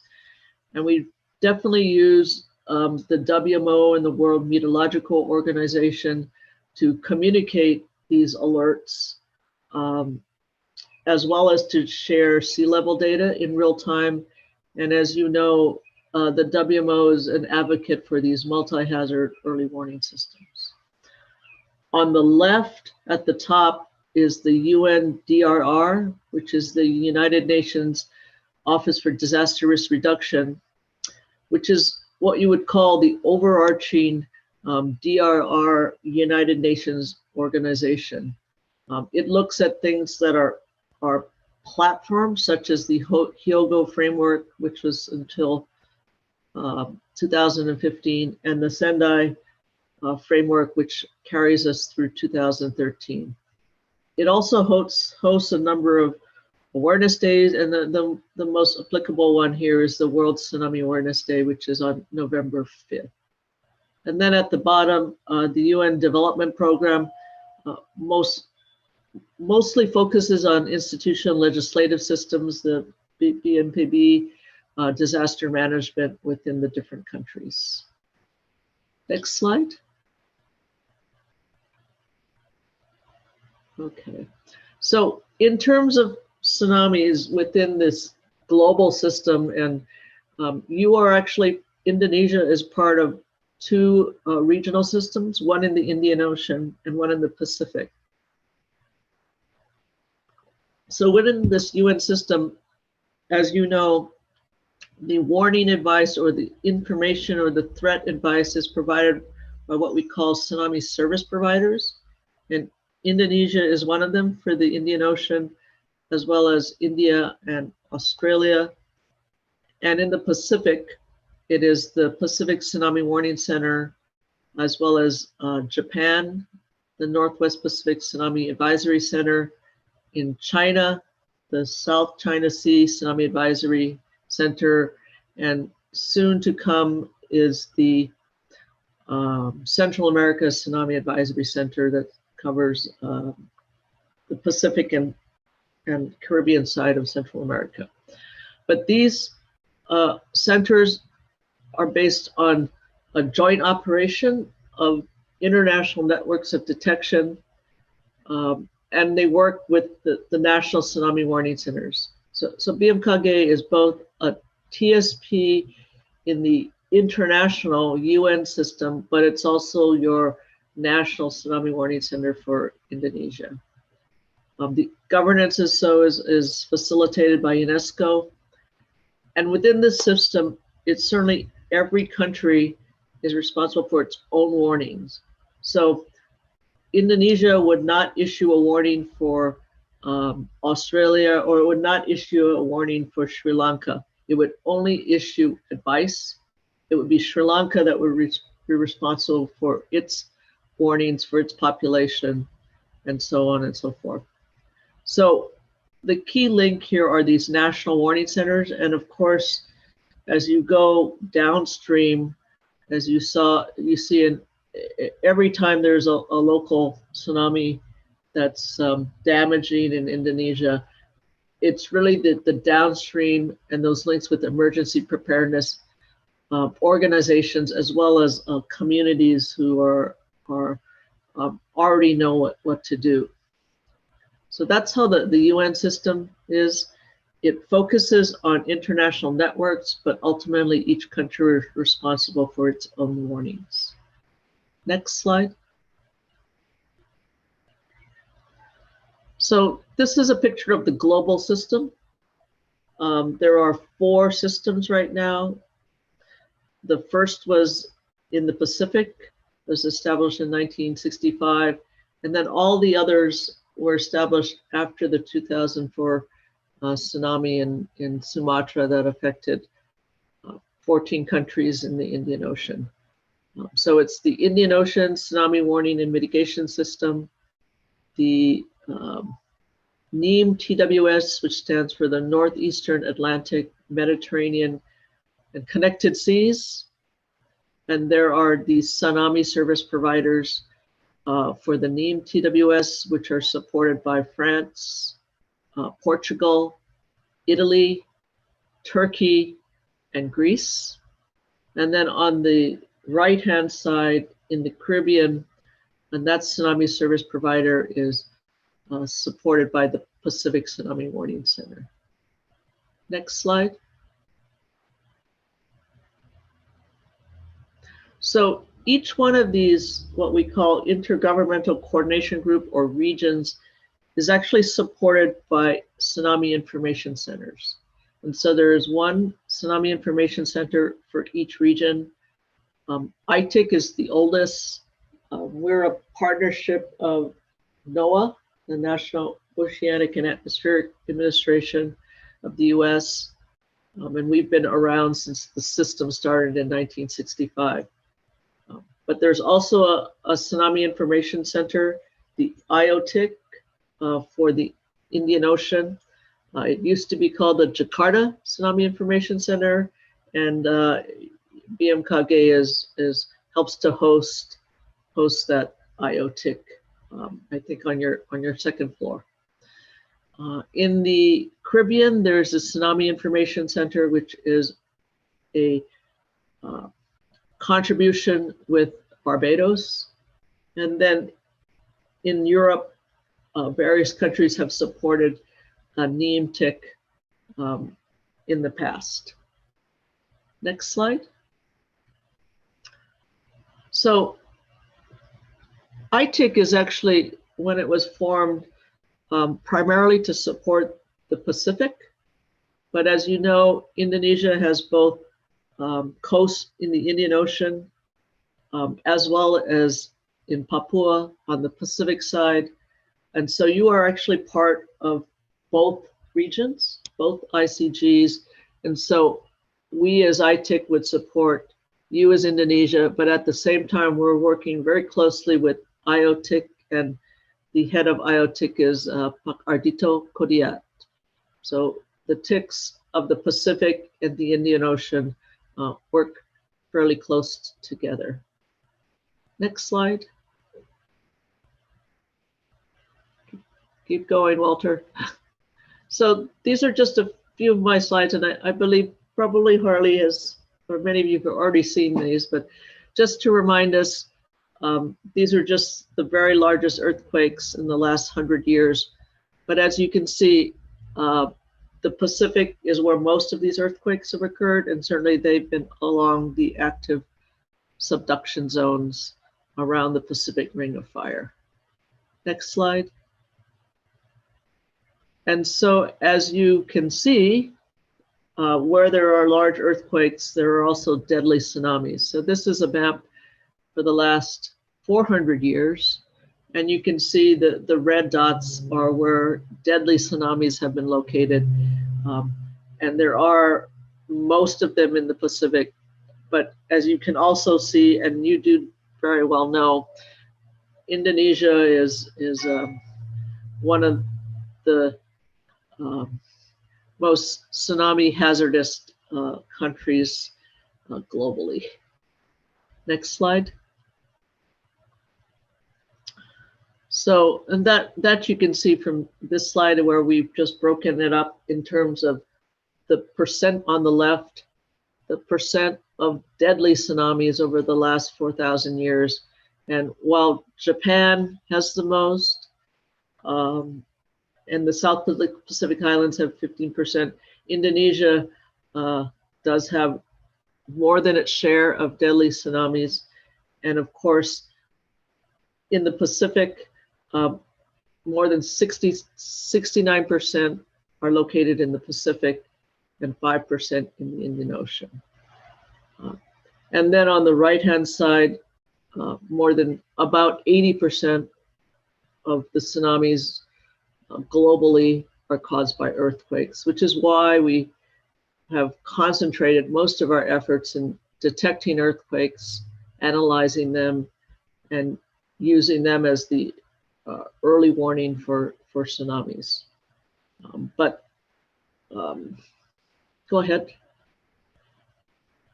So just another slide, just to remind us of, on the left are these transoceanic, and again, the Pacific is where most of them have occurred, except for 2004 and 1755 in Lisbon. And on the right, you'll then see that most of the tsunamis that have been deadly are local and regional. And if you were to do the statistics, what you would find out is that something like 99% of the deaths in the Pacific are from local or regional tsunamis, and 90% globally. Next slide. So in fact, the Pacific system was the first system to be established, and it was established after the 1960 magnitude 9.5 earthquake in southern Chile. And it actually killed a few thousand locally, but what was remarkable about it is that it actually killed persons in Hawaii as well as Japan and the Philippines, something like a day later. And at that time, there was no international system. So by 1965, the PTWS, the Pacific Tsunami Warning and Mitigation System, was established under UNESCO. And at that time, the PTWC, the Pacific Tsunami Warning Center, was offered by the United States as the operational headquarters. And at the same time, the ITIC, was also offered to help support PTWS countries. And again, NOAA offered to host it. Next slide. So the Pacific, as you know, is a very big system. It's actually 46 countries, 12 time zones, 5 official languages.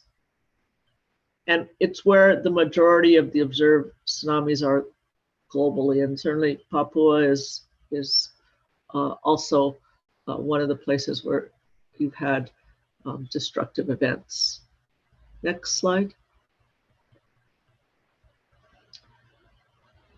And so as we try to support a Pacific system, we have some foundational elements.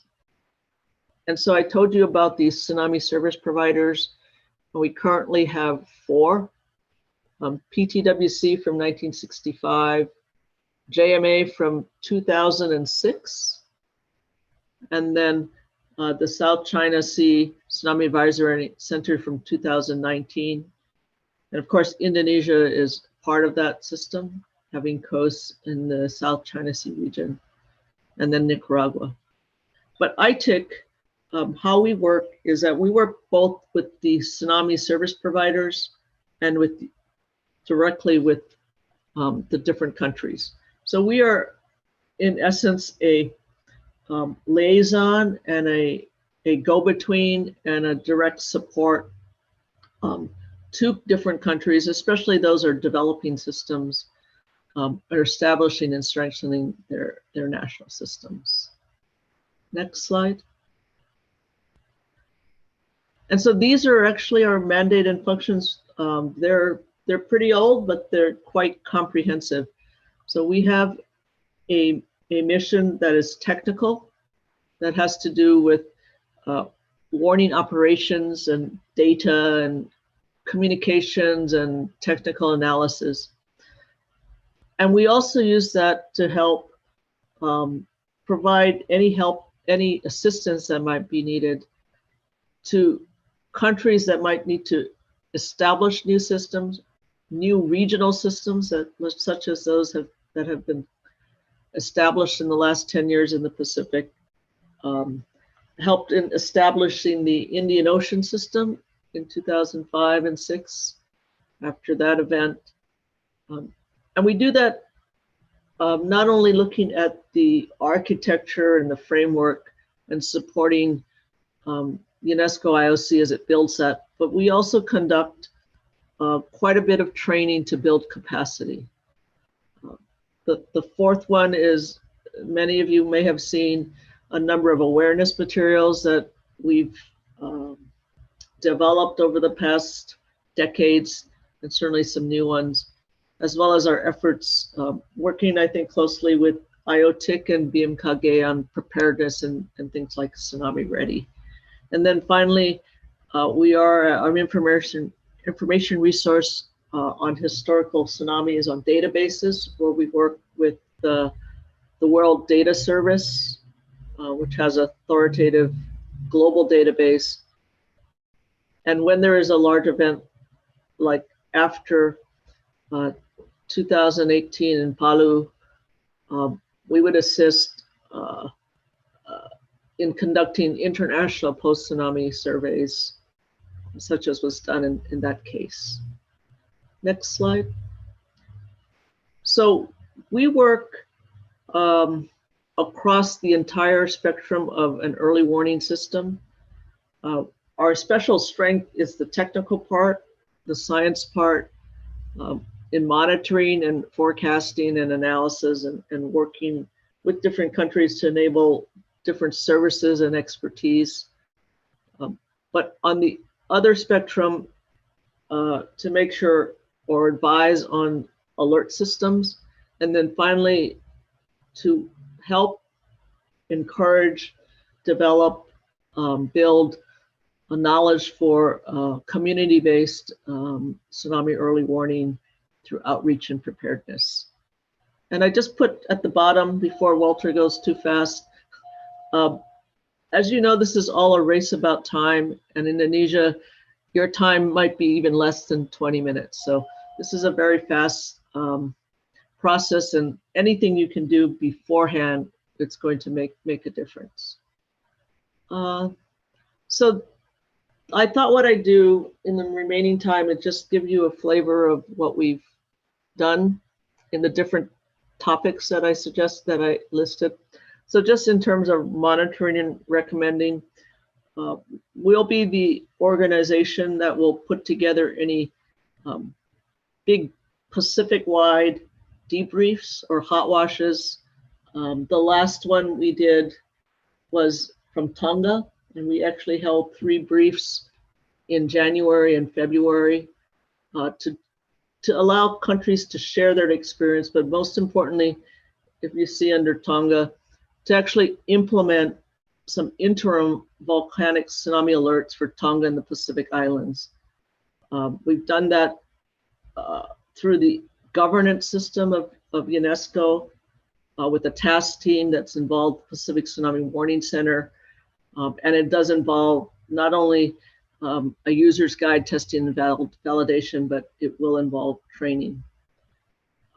For Tonga, we've actually were requested right after the event. While communications were still terrible, we were asked by the government of Tonga to help them organize, coordinate, and provide expertise as they rebuilt their system so things weren't duplicated.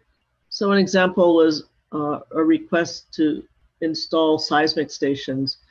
And so there was a coordination effort that was between New Zealand, Australia, the Usgs, both their volcano and NEIC, so it included Harley, of trying to come up with not only a short-term, but a long-term sustainable seismic network that would support not only Tonga for volcano and earthquake monitoring, but also the region, including Fiji and extending out to Vanuatu. And then I'll just list the last one. We also help, there is something called a post-event assessment that we're involved with. Then 3 other things I'll just briefly remind you that as we develop new products in the Pacific, we worked with countries of the Pacific and the Caribbean to transition from what we called warning and watches to threat information. We were involved in the creation of the first exercises, and these were in the Pacific in 2006. Indonesia participated in them. And since 2006, there are now regular exercises in the Indian Ocean, the Caribbean, and the Mediterranean. And then finally, probably most importantly, is we're very much central to developing all the guidance, the publications on tsunami early warning systems having to do with warning operations and preparedness, such as SOPs and evacuation plan. Okay, thanks, Walter. We do have a lot of tools and that we can distribute and support. And in general, what we try to do for all countries is to identify some basic tools which are free and maintained, and primarily for countries that have looking at just a minimum ability as a tsunami warning center. So a basic tsunami warning center, whereas Bmkg is an advanced center. And so we include earthquake and sea level monitoring, as well as tsunami travel time software and assessment tools. Next slide. And just to highlight one that was developed a few years ago that is available, we call it SUCAT, Tsunami Coastal Assessment Tool. And we developed this using the MOST and SIF models of NOAA. And so it includes their propagation database. It's something like 5,400 scenarios in the Caribbean, Pacific, and Indian Ocean. And the idea here is they're all pre-calculated so that you can very quickly go into the software, select a scenario, select a latitude, longitude, or magnitude, and come up with the the best available pre-calculated scenario. So you can do response planning, you can do exercise development, you can actually start to do SOPs and warning decision making. Next slide. So what we did with SUCAT is we built in the ability to generate, these are the PTWC enhanced products. These are the forecast products that are made available in the Pacific, in the Caribbean to countries. And so what we wanted to do was to allow countries to do exercises on their own, choosing their own scenario, without having to actually ask PTWC to generate those messages that would trigger their exercises. So this is just an example where you can choose both either a historical event, such as the 1957 Kamchatka, or you can choose a magnitude 6.5 event, or whatever you'd like. Generate these messages and use them for your own national tsunami exercises. So these are tools which help countries to be prepared. Next slide. I'm going to transition on to another topic and just briefly summarize another technical effort, which is actually to support the UN Decade for Ocean Science for Sustainable Development, which is from 2021 to 2030. And you heard yesterday from Dr. Bruce Howe about smart cables. And so I just wanted to probably summarize again in a more brief fashion of how ITIC is supporting technical challenges and technical improvements that are not only in the Pacific, but globally. I won't go over, I think Bruce is probably explaining this, so I'll just go to the next slide. So the motivation in large part here is to try to be able to detect something and to provide a warning, especially for local tsunamis. I think we all do okay for even regional, if not for sure for distant tsunamis when we have time. But it's been really a challenge for local events when there's not enough time and there is actually no data for it.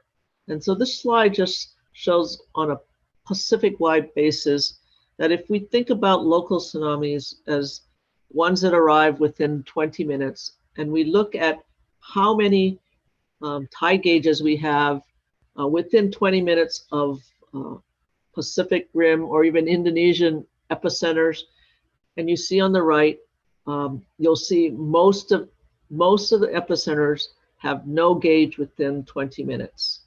There are a few green, but most of it is red. And what that says to you is we cannot confirm, or you will not be able to confirm, that there was a tsunami generated before it hits. And so what can we do about that? Next slide.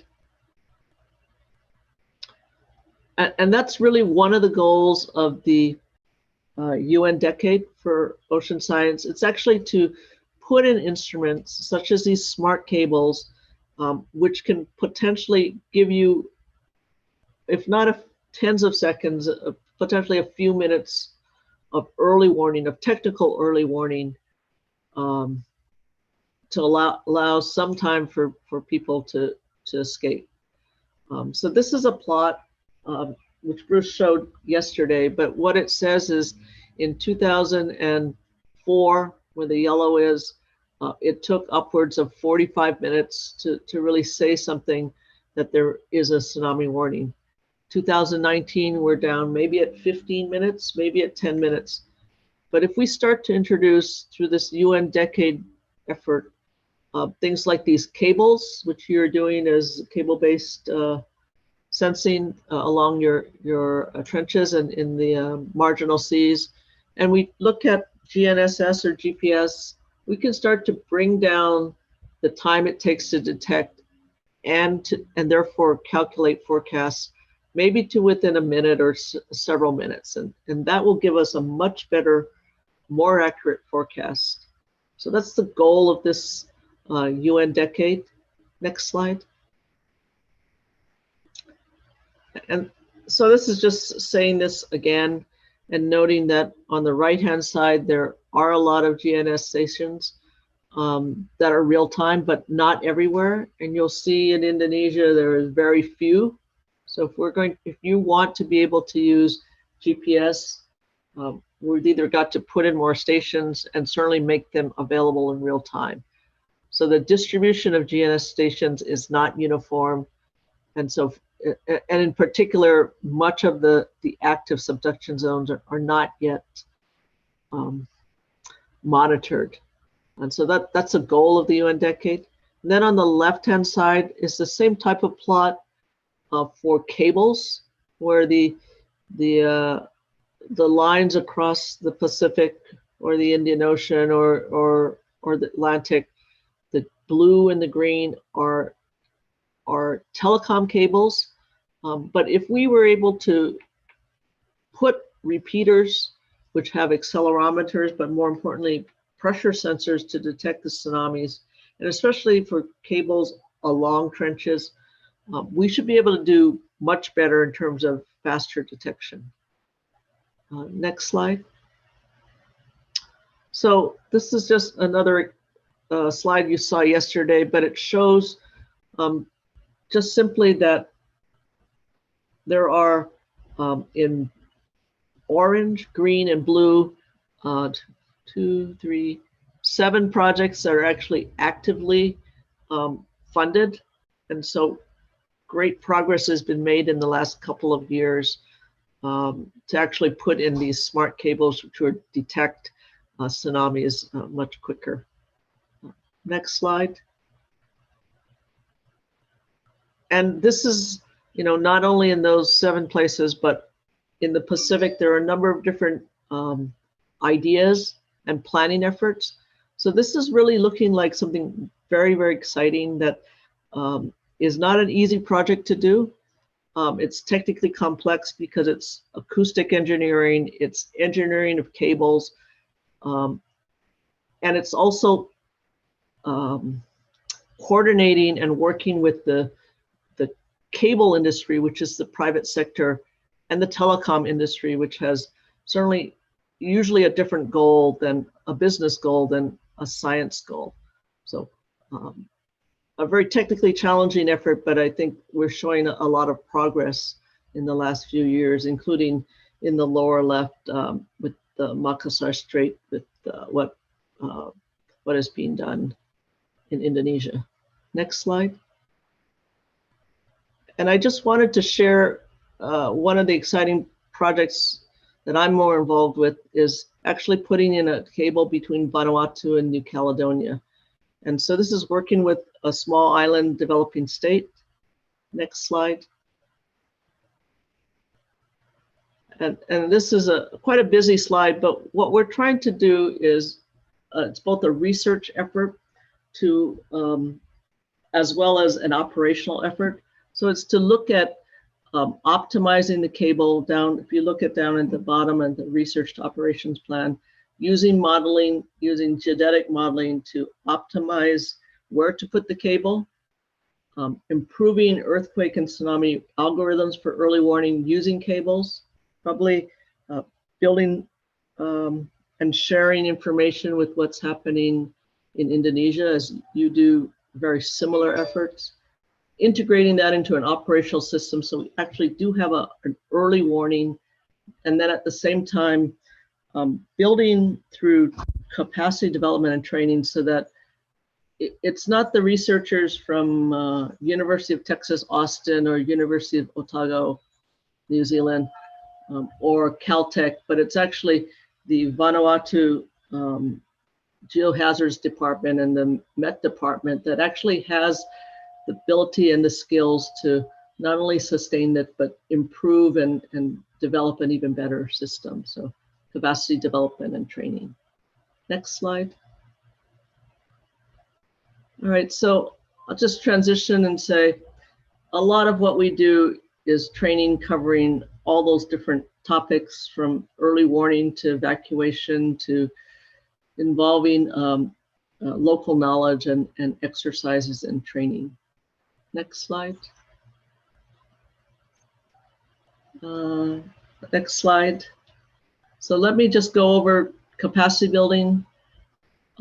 Over the years, we've been to Indonesia many times, starting in 2004 and 2005, with the USGS and Dr. Mooney and his colleagues in probably 2006 and 7 and 8. But just on the right is a map over the past 15 years showing where we've done in-person trainings. And then the list on the left just happens to be a list of over the last few years, but really what we've had to do because of COVID is transition into a virtual effort. So we are very much focusing on this entity called the Ocean Teacher Global Academy, the OTGA. And for that, ITIC is working closely with Bmkg and IOTIC to support OTCUD trainings or develop OTCUD trainings. And we don't actually have a plan right now for in-person efforts. I think we just have to wait till we see what the situation looks like. Next slide. So primarily our strongest efforts were actually developed starting from 2006. And in part, it was very closely done with the people that are in charge of Indonesia's tsunami warning, early INA2s, as it started in 2005. So we worked with people like Dr. Harjadi and Dr. Fauzi and a number of other individuals to help develop your procedures, but at the same time develop training.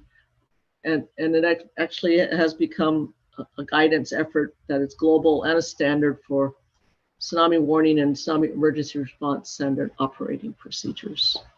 Next slide. We've also done this for evacuation planning through something we've called, sorry, I've got the top part wrong, but it's actually called procedures for community tsunami evacuations. Gosh, I've got the wrong slide, but in any case, what we're focusing on, if you could go to the next slide, please. This manual actually focuses on preparing community tsunami evacuations from inundation to evacuation maps, response plans, and exercises. And there is an IOC guidance manual. It's actually MG82 for this training effort. Next slide. And so I might just mention for this what we've called TEMP.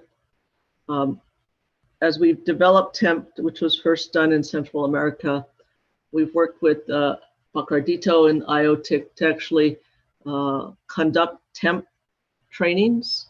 They were done at Suteco at your training center in 2017 and 18. And now IOTIC has taken those and you've run your own TEMP trainings hosted by Bmkg in the Indian Ocean. Just back to OTCA, hold on. Go ahead, Walter, it's fine. Just continuing. And this is our work plan. I would say we're still working on it in 2022, but the first two courses are to be tsunami awareness and tsunami ready. And while it says quarter 2021, we're not quite finished, so it will be probably quarter one or perhaps even early quarter 2 of 2022. But you can see we're also planning to transition a lot of our in-person trainings on tsunami early warning systems, TEMP, SOPs, and actually competencies for tsunami warning centers to online efforts. Next slide. So I think I'll just spend the last 10 minutes on preparedness. Go ahead, next slide. So we're supporting a lot of efforts for the UN decade, and in particular, the pink part which is on community preparedness, and spinning up as best as we can a global effort at Tsunami Ready. Next slide. Next slide, Walter. Where did he go? Okay.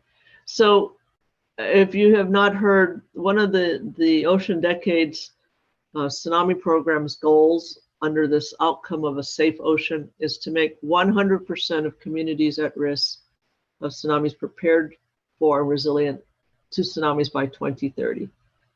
So if you were to do the numbers, that's something like 600 million or 600 or 700 million people who live on the coast right now.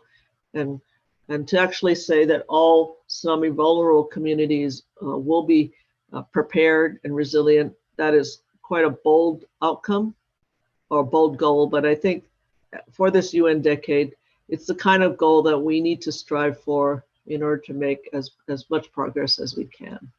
Next slide. So as you're probably familiar, Tsunami Ready is now a program. It's comprised of indicators, and each community in each country should meet these indicators, which focus on assessment, preparedness, and response. It has to do with assessing your hazard, knowing your vulnerability, having evacuation maps, doing exercising, having awareness activities, and finally, making sure you have a way to both receive a warning and issue a warning down to the community level. So Tsunami Ready is envisioned as a global effort at a global measure of preparedness that can be consistent across all regions. Next slide. And so just what we're also working on in the preparedness part of our mandate is, again, IOC technical guidance, which we're again working with IOTIC on standard guidelines, and that that document is actually in publication for the next few months. The Tsunami Information Centers, whether it's ITIC for the Pacific or IOTIC for the Indian Ocean, we're the leads for the IOC Tsunami Ready program. We're working for training through the UTCA, again involving Indonesia, and then ITIC does host a Tsunami Ready website, tsunamiready.org. Next slide. I'm not going to belabor on this. These are some of the things you've seen probably before. I would just note in the lower left, the publication where the first wave arrived in minutes was actually first developed and created by JTIC. So Jakarta Tsunami Information Center and published in 2010 in Bahasa, and has since been translated to English, Spanish, and a number of other UN languages. Next slide. And then just in terms of the last activity we were involved with, which is in database and historical information, we do have a number of products or work with the World Data Service, and whether they're global maps, such as the ones that are available being updated through 2022 right now, or these regional maps in the Southwest Pacific that have been done in the last few years. Okay, I think we have been requested and have compiled information on vertical evacuation, looking at building codes, tsunami resistant structures, design and guidance, as well as preparedness and marinas and ports and harbors, and how you think about the evacuation of commercial and recreational vessels. Next slide. And next slide. So this is my last topic, just And I just wanted to refresh everyone and give a big credit to my colleague Ardito. So this is the last time we actually did a post-tsunami survey at the request of the Indonesian government. And this was actually for Palu and Donggala in 2018. And this is was a presentation that was made. You can see it's not only Indonesian colleagues very much at the forefront, but also a number of international experts that were involved in these international post-tsunami surveys. Next slide. And the challenge here, as you're probably familiar with, is you've had a introduction of a requirement for a research visa in order to do data collection in Indonesia. And so what IOTIC had to do in order to enable this international post-tsunami survey with international researchers, is he had to work very closely with, it's now BRIN, but your former ministry that was involved in research and education, to actually put in a visa and permit, expedited visa and permit arrangements so that international scientists could join to do this. And it was quite a complex protocol that had to be done, and an arrangement that actually also had to be done very quickly because, as you know, data is perishable. And so the first efforts were done in November and continued just starting a few weeks after the event. Next slide. So as you know, the idea for these post-tsunami surveys is in large part, it's a national effort, but there are international scientists through this ITST that often want to come in and assist, working with national scientists.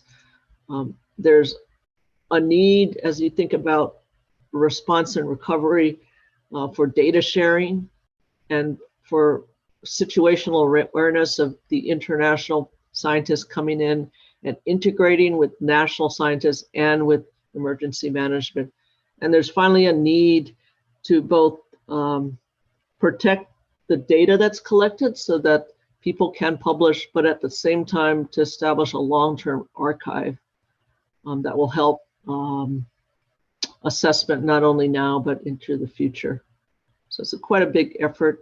And then finally, I'm just going to summarize here that altogether there was something like 80 scientists and experts. There were 9 teams that came starting in October and spanning through January, and they came from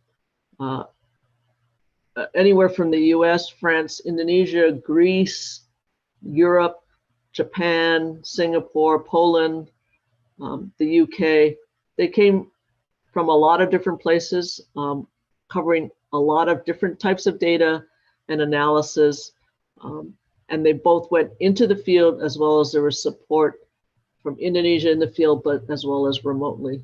So in the end, quite a big effort for conducting and liaisoning and coordinating a post-tsunami survey. And it's really a coordination and a team collaboration that is pretty much has been the ITIC and IOTIC working together.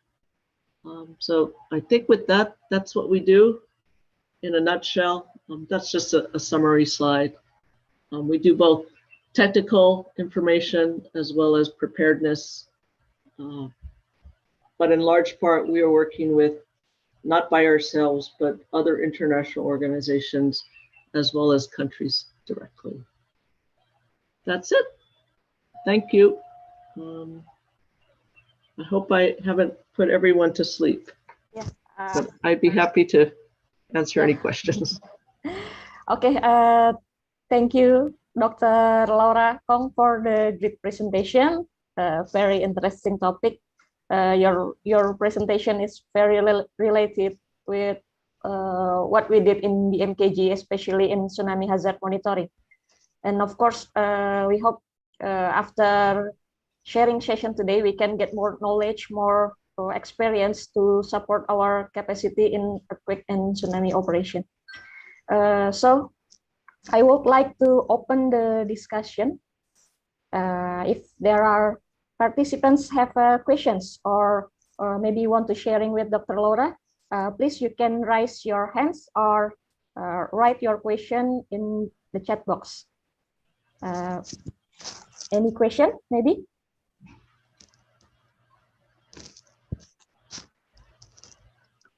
Or maybe Walter, you want to give a response or comment about our topic today?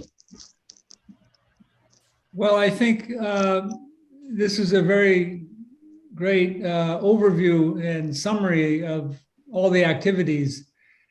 And I wonder, what is the biggest challenge today? Do you think it's the seafloor observation, or is it international data sharing? What are the biggest challenges that face tsunami early warning today, or some of the challenges? Sure. Well, I'll take a dive at that, and I'm sure there are lots of other opinions, but we're finding that, of course, we can't do anything if we're just detecting a wave. We can't warn before the wave's been detected. But there is quite a bit of effort to confirm a tsunami, whether it's these smart cables or whether it's putting in more sea level data or what have you. But those are still detect and then warn.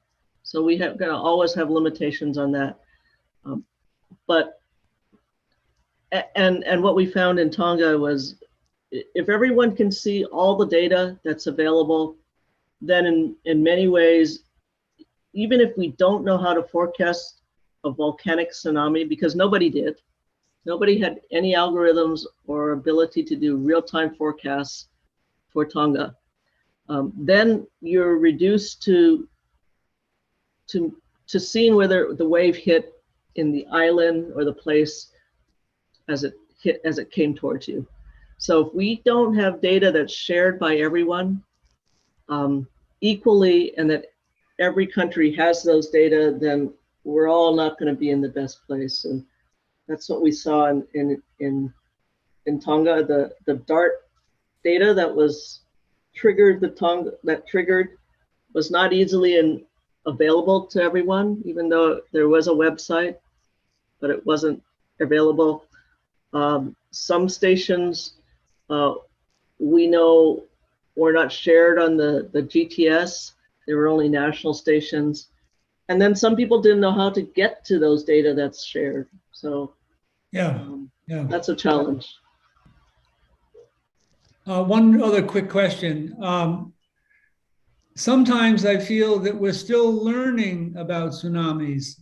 Tonga was a meteo tsunami, so meteorological one.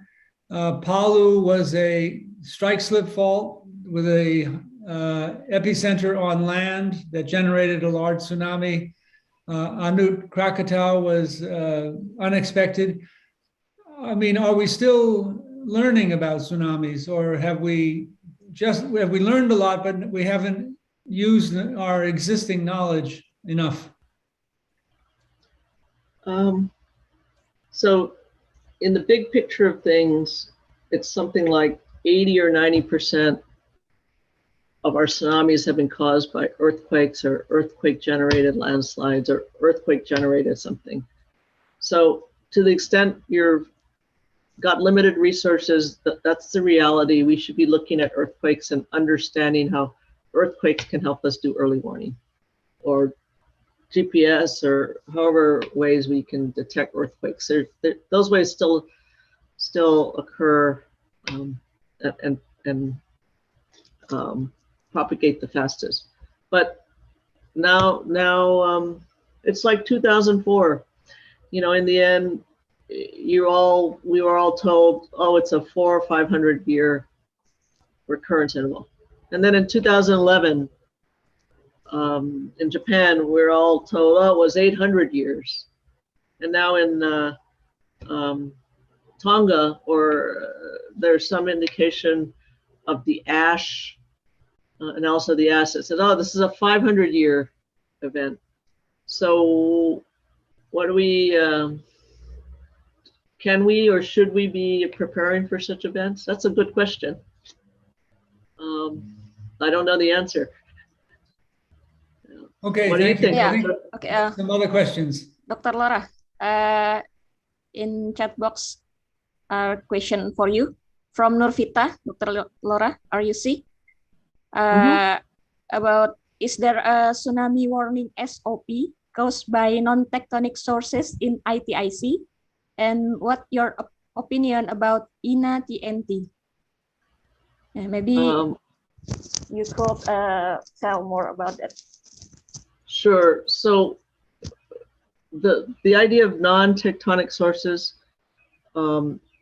has been thought about for the last few years globally, and it was motivated because a few years ago, a volcano called Kikumjeni in the Caribbean was active, and it's such that a landslide could be generated and a local tsunami could occur. So there was efforts done to come up with an SOP, but by and large, those are detect and then alert.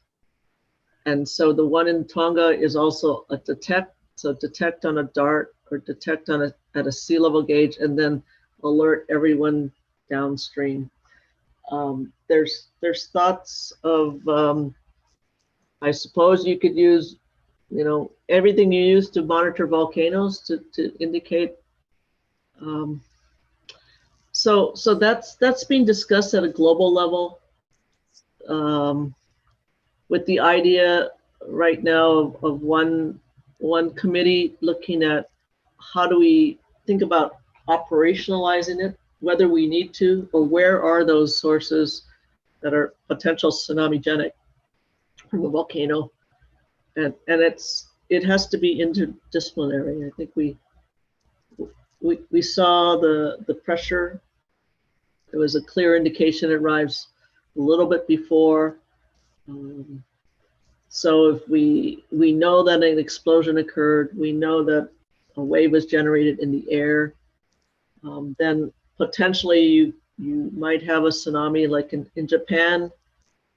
From Tonga, it arrived something like 2 or 3 hours earlier than the gravity wave, but it was very small. So your question also is for these quote unquote meteo tsunamis or air pressure tsunamis, are they destructive? Right.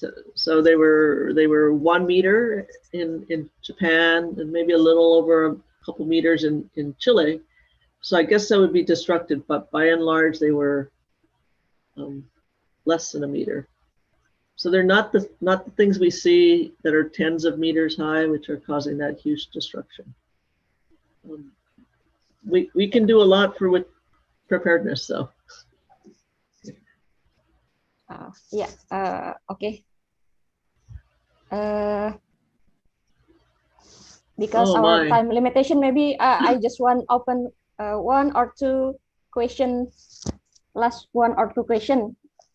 Is it okay, Dr. Laura? Sure. Question from Rian Pratama. What about tsunamis? What about tsunamis caused by unexpected things such as nuclear? Is there an early warning system to anticipate this? Maybe Dr. Walter wants to try his hand, but in general, nuclear explosions don't generate the type of seismic the type of magnitude that normally we use as thresholds. But everyone knows where nuclear plants probably exist, so you know exactly the quote unquote epicenter, and you know probably exactly the type of source it's going to be, so you could forecast that if it's seen. And then the last one, what is the difference of? Oh yeah, last question. Sorry, last question. Maybe just last question from Musa. What is the difference of tsunami bulletins due to earthquake and due to non-tectonic on PTVC surfaces? So practically, what's being done is when you have an earthquake and you're looking at the entire Pacific or long distances, you can decide whether to put parts of the Pacific or parts of your country depending on the arrival time, and you have to actually locate the earthquake before you can calculate the arrival times. If you've got a non-tectonic source, I guess you might know where the volcano is, but if that non-tectonic source is something else somewhere, you'd have to detect that. And so, for instance, what happened from Tonga is they were able to say it was the volcano because everyone saw it on the satellite, but they couldn't actually determine the arrival time, or the origin time. So the only way they were able to guess at it was to backtrack it from the arrivals at Nuku'alofa, the closest station, and knowing where the volcano was to then backtrack it that way. So the bulletins at that particular time did not actually have a very good estimate of the origin time. And then when your bulletins have to give estimated arrivals times for other places, there could easily be some error if you don't know the origin time. Wow. But in that case, it was just a few minutes. Oh yeah, So at least. it wouldn't be that big. The expert can tell you exactly what happened or didn't happen. Correct.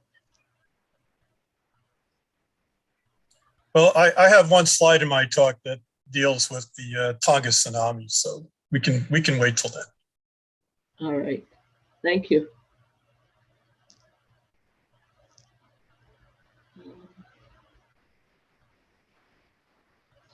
So if there are no other questions, I think you're probably maybe I'm happy to answer from more. Or... participant, if you want to ask directly, you can raise your hands. I will put my email address in, and I'm happy to. Okay, thank you, Dr. Laura. And again, Dr. Walter has my presentation, and it's no problem to share it if you would like it. Thank you. Yeah, thank you, Dr. Laura. So if participants want to ask or want to discussion with Dr. Laura, maybe you can communication by email. Is it all right, Dr. Laura? Very good. Yeah.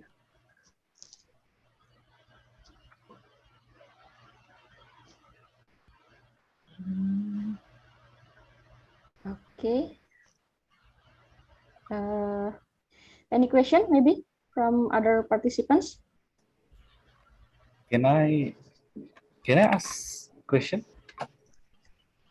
Oh yeah. Okay. Sorry. The question from Hasan Arif, please. Yes. Thank you for the time. Maybe a silly question from this speaker from yesterday and today, that the one that we can conclude that now is the early warning of a tsunami is shifting from indirect observation and modeling to the direct observation for tsunami itself. So what is the new technology now? Is there any technology that can do some direct observation in a tsunami wave beside smart cable and dart buoy, maybe from satellite technology or something else? Thank you.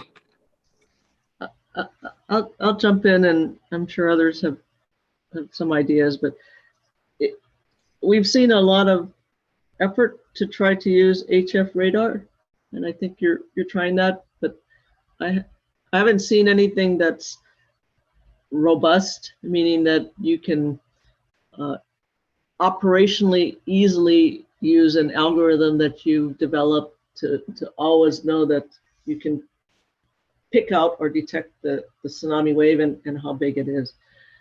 There are low orbiting satellites that could be used, but again, those would require essentially 100% coverage of all areas, and that's probably not possible.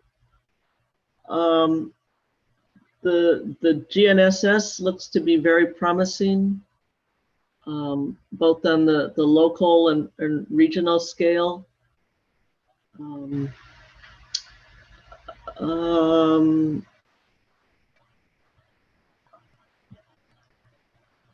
of course, you know, earthquakes are every year or every month, we get better and better at understanding better and better or faster and faster with more complex characterization of the earthquake. And every minute or tens of seconds we can improve in that characterization, the faster we will be in a forecast. Stu, do you want to say more, or will you be talking about that in your talk? Or are you still there? Yeah, Hassan, maybe. Probably, I won't be talking about it in my talk a whole lot, but among one of the other things folks are looking at are GPS. The tsunamis trigger gravity waves in the atmosphere, which trigger gravity waves in the upper atmosphere, like the ionosphere. And it is possible to use those disturbances to actually map out what the tsunami wave field looks like. So while bottom pressure sensors like DARTs tell us what sea level is doing at discrete points in the ocean, the analysis of what's going on in the ionosphere may tell us what's happening over a broad swath of the ocean. And that can be extremely helpful, because once you understand what the tsunami wave field looks like over a stretch of the ocean, you can use that then to, you can use that as an initial condition in a forecast model.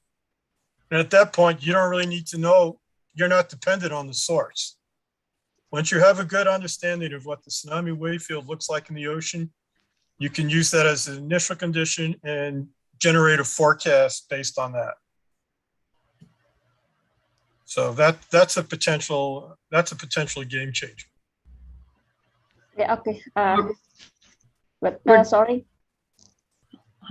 We're like years to decades away from that. Do you think? I don't know. Stu? I don't know about decades, but years. Yeah. Okay, sorry for Dr. Laura, maybe short, and for all participants, because our time limitation.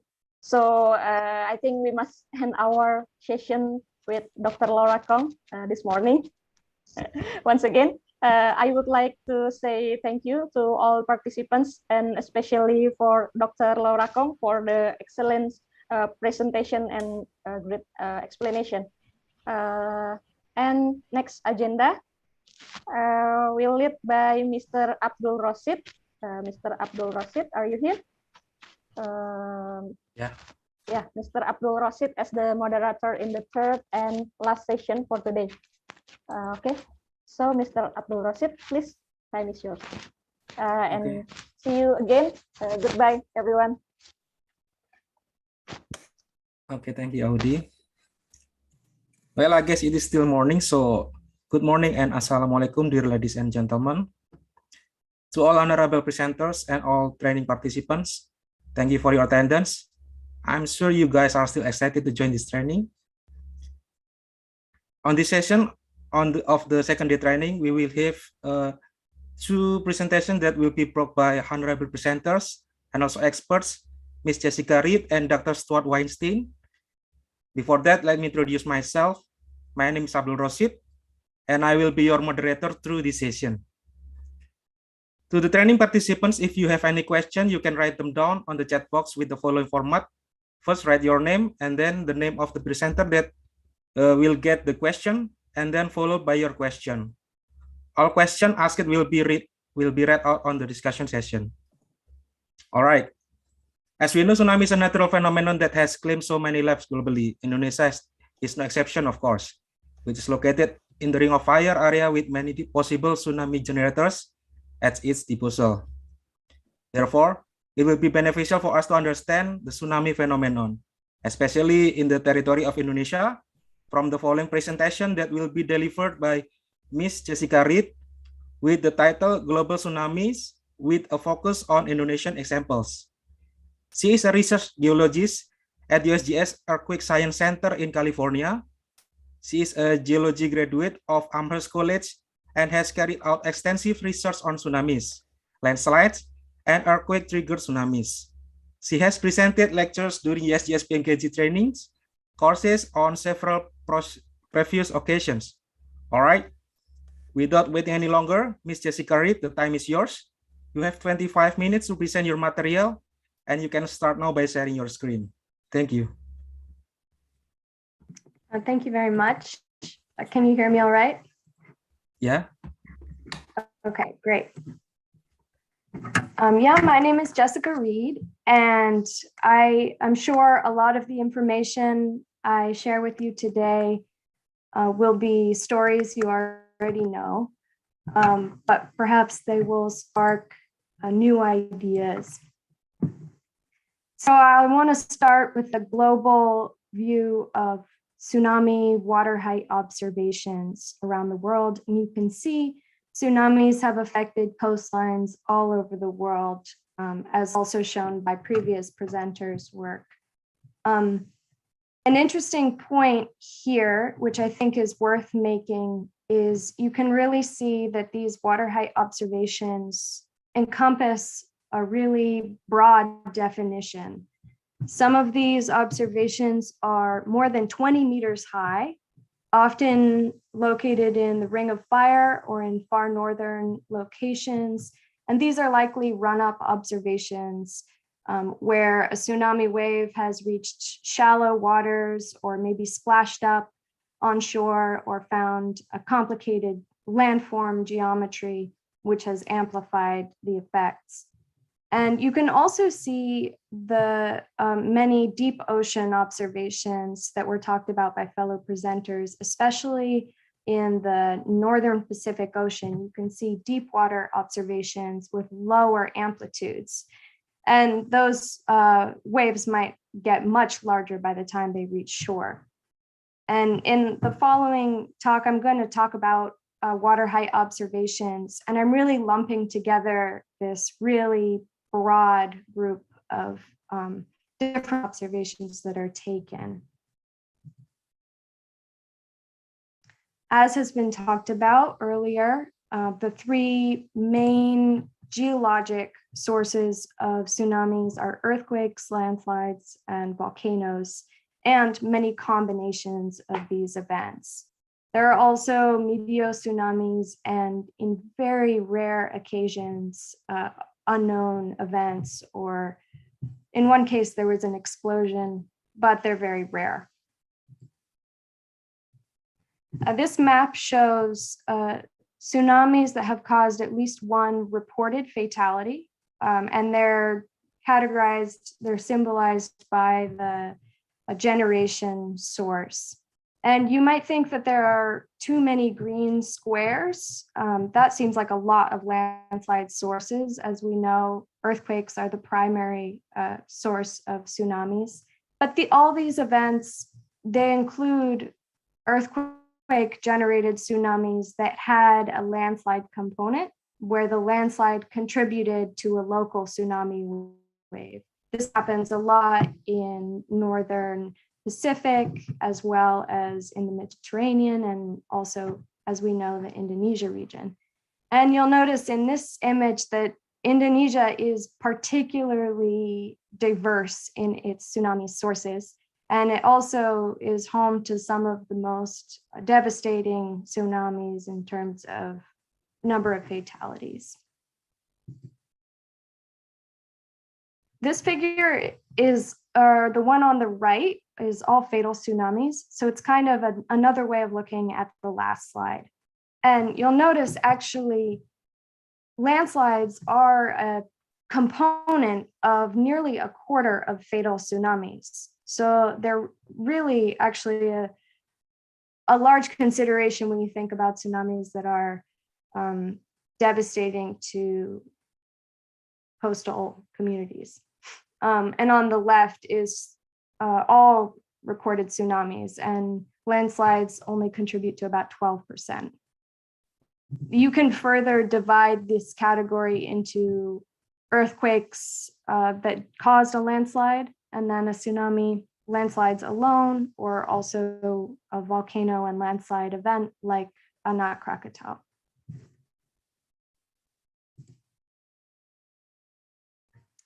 What you're seeing is a correlation of deaths caused by a tsunami and maximum water height.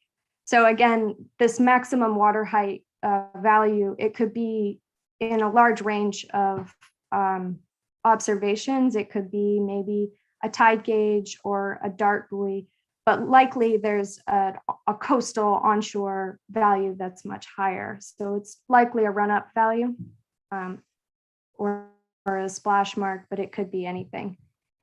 On the left-hand side of this screen, you'll see all the tsunamis that didn't cause any recorded deaths. And you'll notice that a huge proportion of the tsunamis that we observe and record are very small. They're less than 1 meter or often less than 10 centimeters, and they don't cause any fatalities. But on the right, you see tsunamis that did cause fatalities, and they generally tend to cause deaths after about 1 meter. So that's a main thing I want you to take away from that slide. This bar chart shows tsunami sources categorized by what country they originated in. And in agreement with Dr. Laura Kong's figure, Japan sources a huge majority of the, or is the source of the most tsunamis of all countries. But if you only consider tsunamis that are very large, that have a maximum water height of more than 1 meter, which is kind of, it's a bit of a baseline for devastating tsunami events, you'll notice that Indonesia actually pulls ahead and has more large tsunamis recorded from 1900 to 2020 than any other country.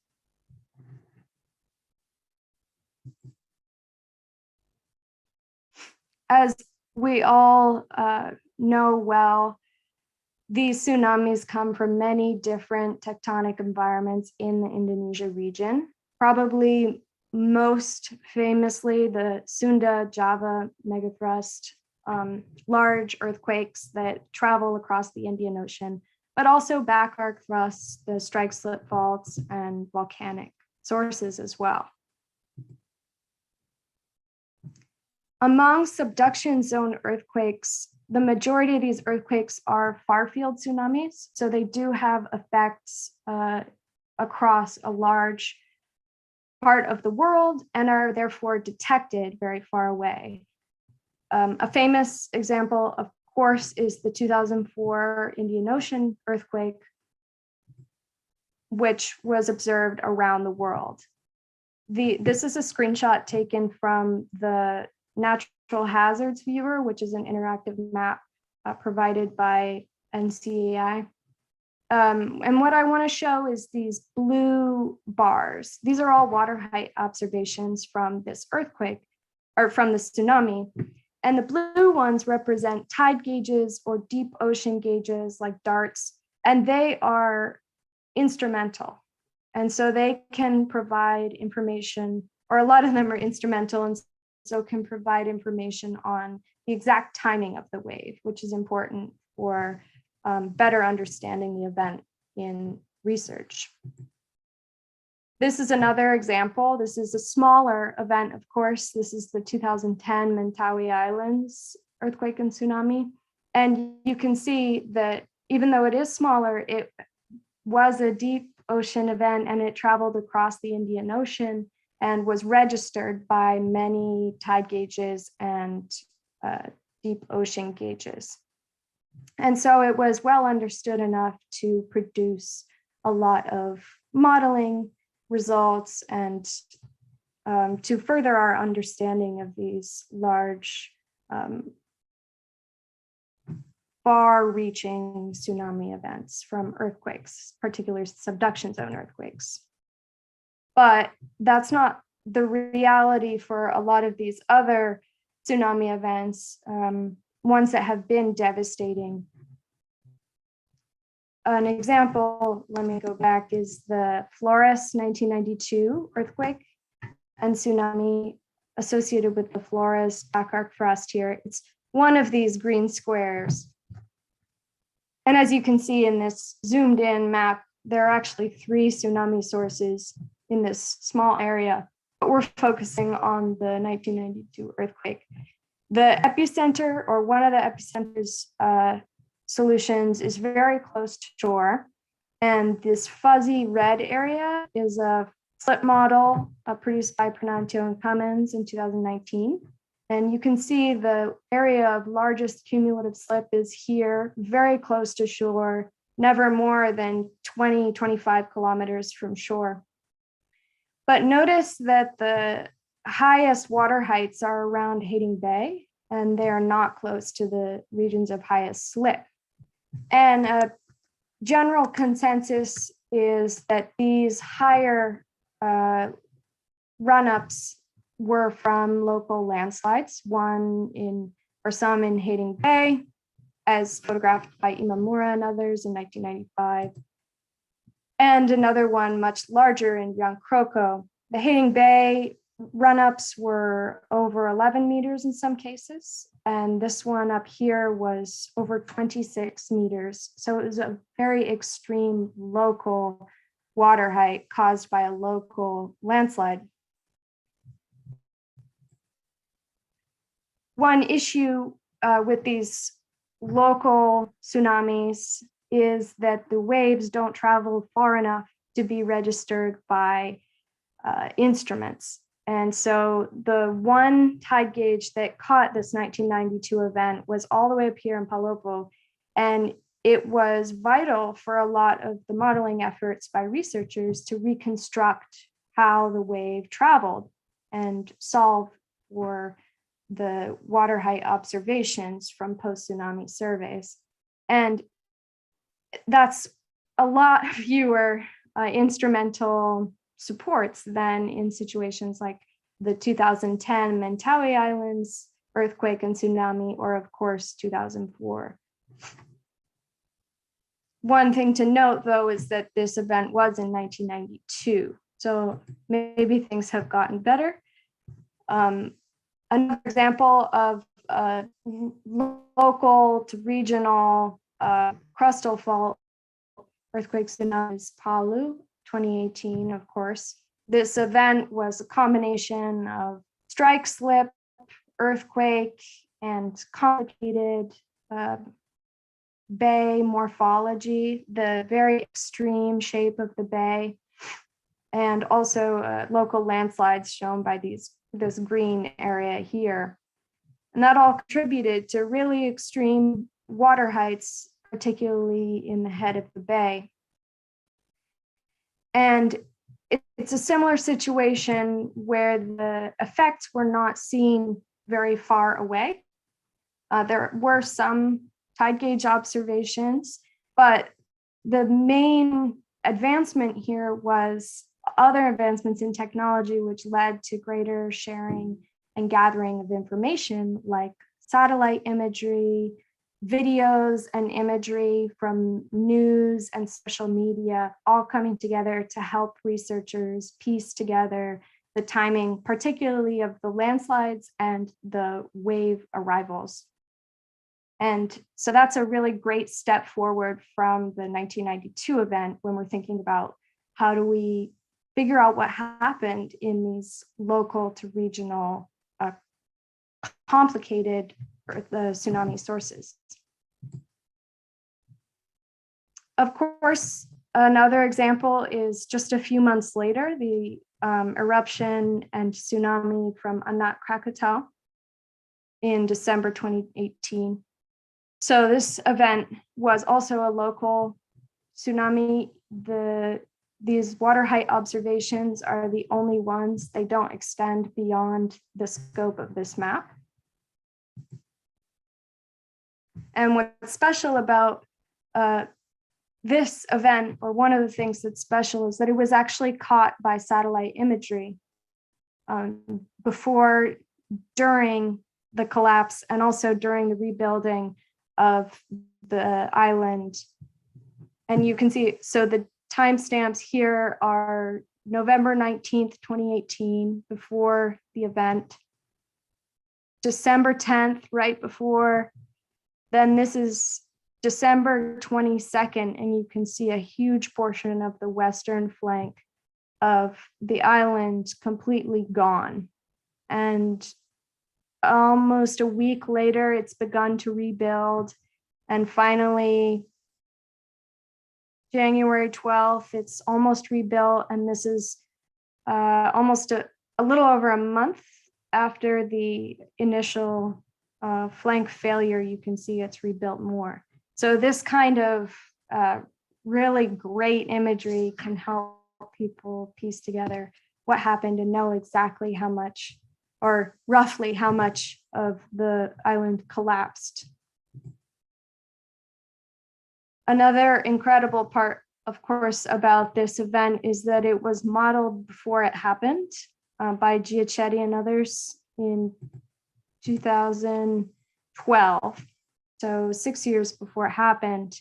And these, I should note that these color scales do not match up. So it's unfortunate.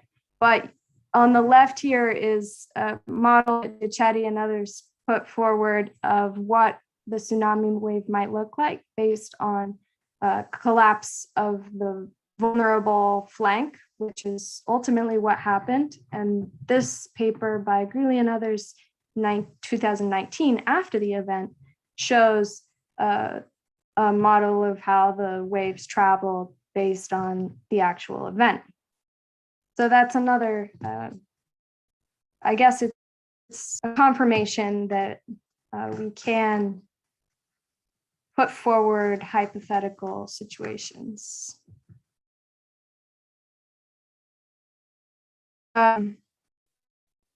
Yeah, so I wanted to focus on this talk on kind of local, regional events, particularly recent ones like Anak Krakatau and Palu, to discuss how we're approaching improving data gathering in these smaller areas when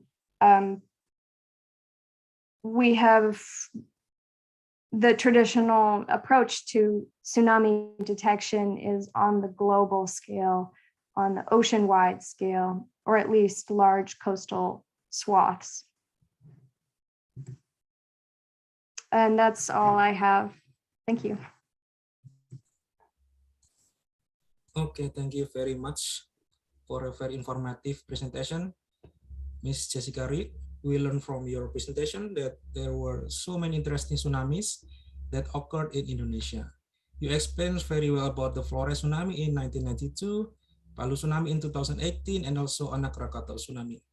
That is why you mentioned in the presentation that Indonesia becomes the country with the most tsunami that has more than 1 meter height. Interesting. And next, we will soon learn how efforts to reduce casualties from the tsunami in the Pacific Ocean region through the tsunami early warning issued by the PTWC are carried out. Let's welcome the next honorable presenters, Dr. Stuart Weinstein. He will deliver a presentation entitled Operation of the Pacific Tsunami Warning Center, or PTWC. He is the Associate Director of the Pacific Tsunami Warning Center, or PTWC, which is operated by the US NOAA Weather Service and is located in Honolulu, Hawaii. Dr. Weinstein earned his PhD on geophysics at Johns Hopkins University. He is an expert in seismology and tsunami warnings. He has frequently participated with the Usgs in training exercise on seismology and tsunami warnings. All right, Dr. Stuart Weinstein, the time is yours. You have 50 minutes to present your material. You can start now by sharing your screen. Thank you. Okay, thank you for the kind introduction.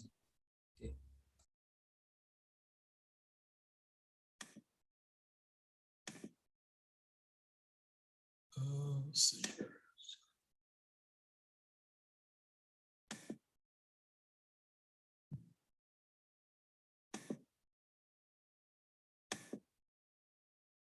Okay, can everybody hear me and see my screen?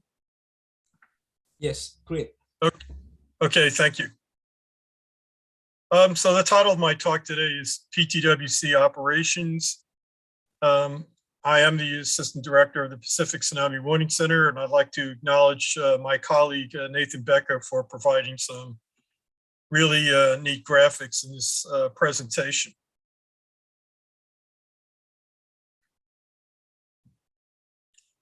For tsunami warning, there are basically, three basic needs.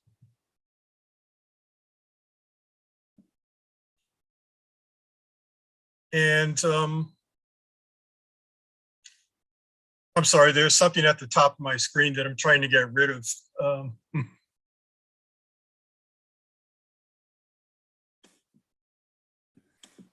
Your screen looks fine to us. Yeah, it looks fine. Yeah, I know. It's not something you guys see. It's just something that's only on my screen, and it's not letting me get rid of it. Let me just give it one more minute to see if I can figure it out.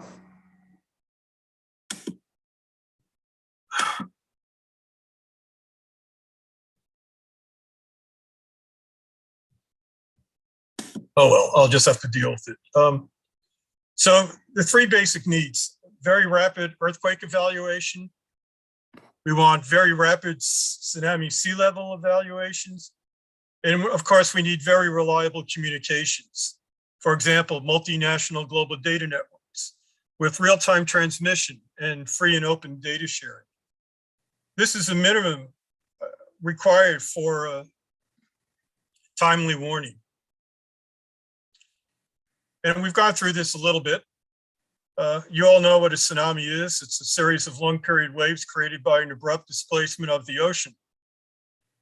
And while the vast majority of destructive tsunamis are generated by earthquakes, we've learned over the past few years, I mean, we've already known this, but this has been kind of emphasized by recent events, that tsunamis can also be generated by landslides, volcanoes, and atmospheric phenomena. Back in June of 2013, a potentially destructive tsunami struck the east coast of the United States.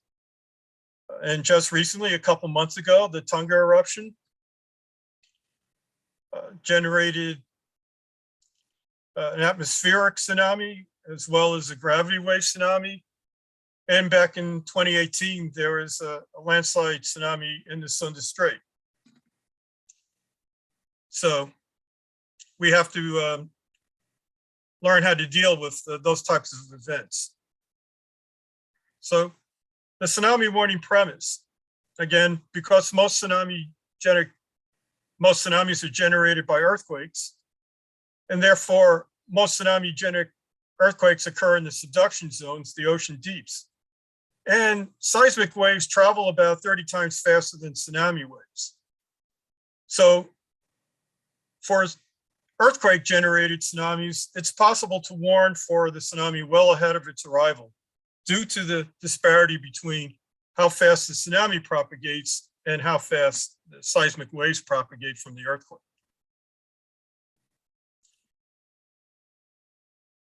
So let's take a look at what our core seismic network is. And if we go back to 1999, not long after I started at the Pacific Tsunami Warning Center, we were very happy if we got approximately 24 stations in near real time from around the Pacific Basin. And you can see the other plots give you an idea of how our access to seismic data has evolved through time. And today we are receiving data from from more than 650 stations in real time.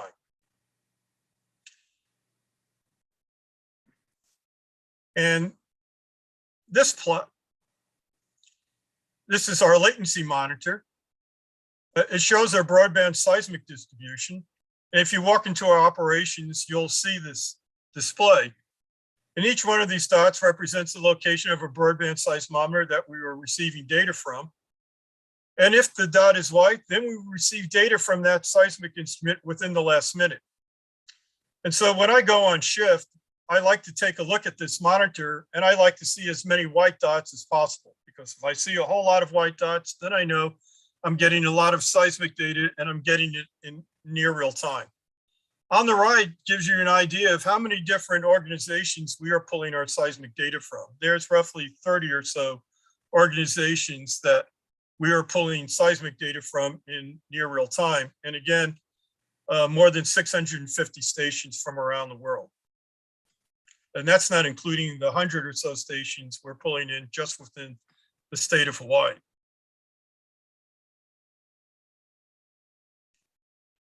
And we've divided up the globe into 18 regions, 18 what we call digital alarm regions. And the large white dots that you see, these are the stations that are involved in the East Indian Ocean alarm region.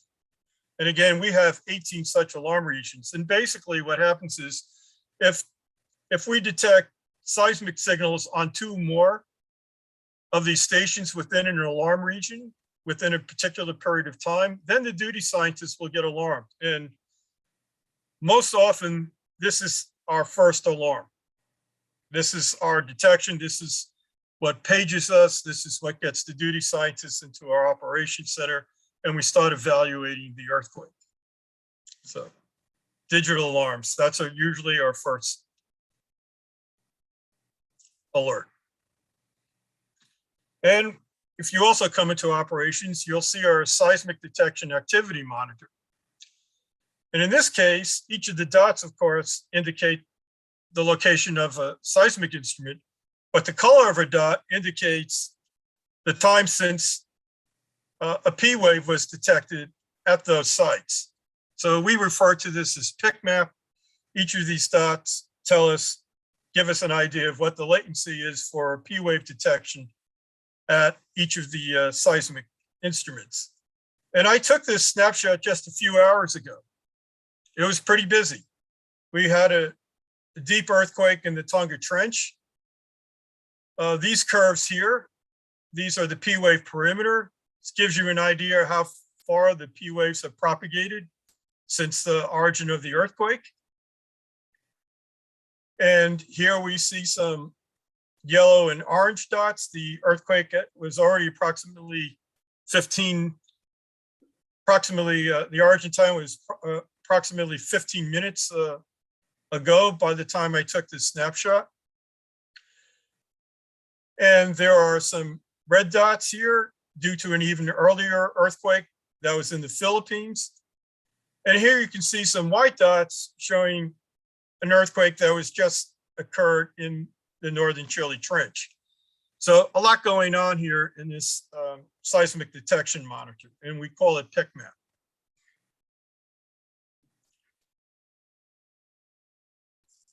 And if we wanted to, we could locate that small earthquake in Chile.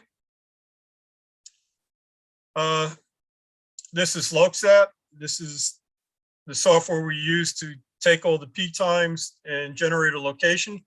Of course, we have software running that's automatically picking and automatically generating locations. And this interface allows us to review that.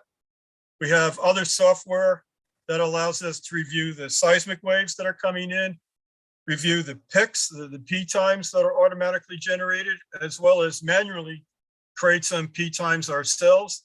And then we can update the location with all that information. So all of these GUIs that you see here, they are all interconnected. And so this allows us to generate earthquake locations.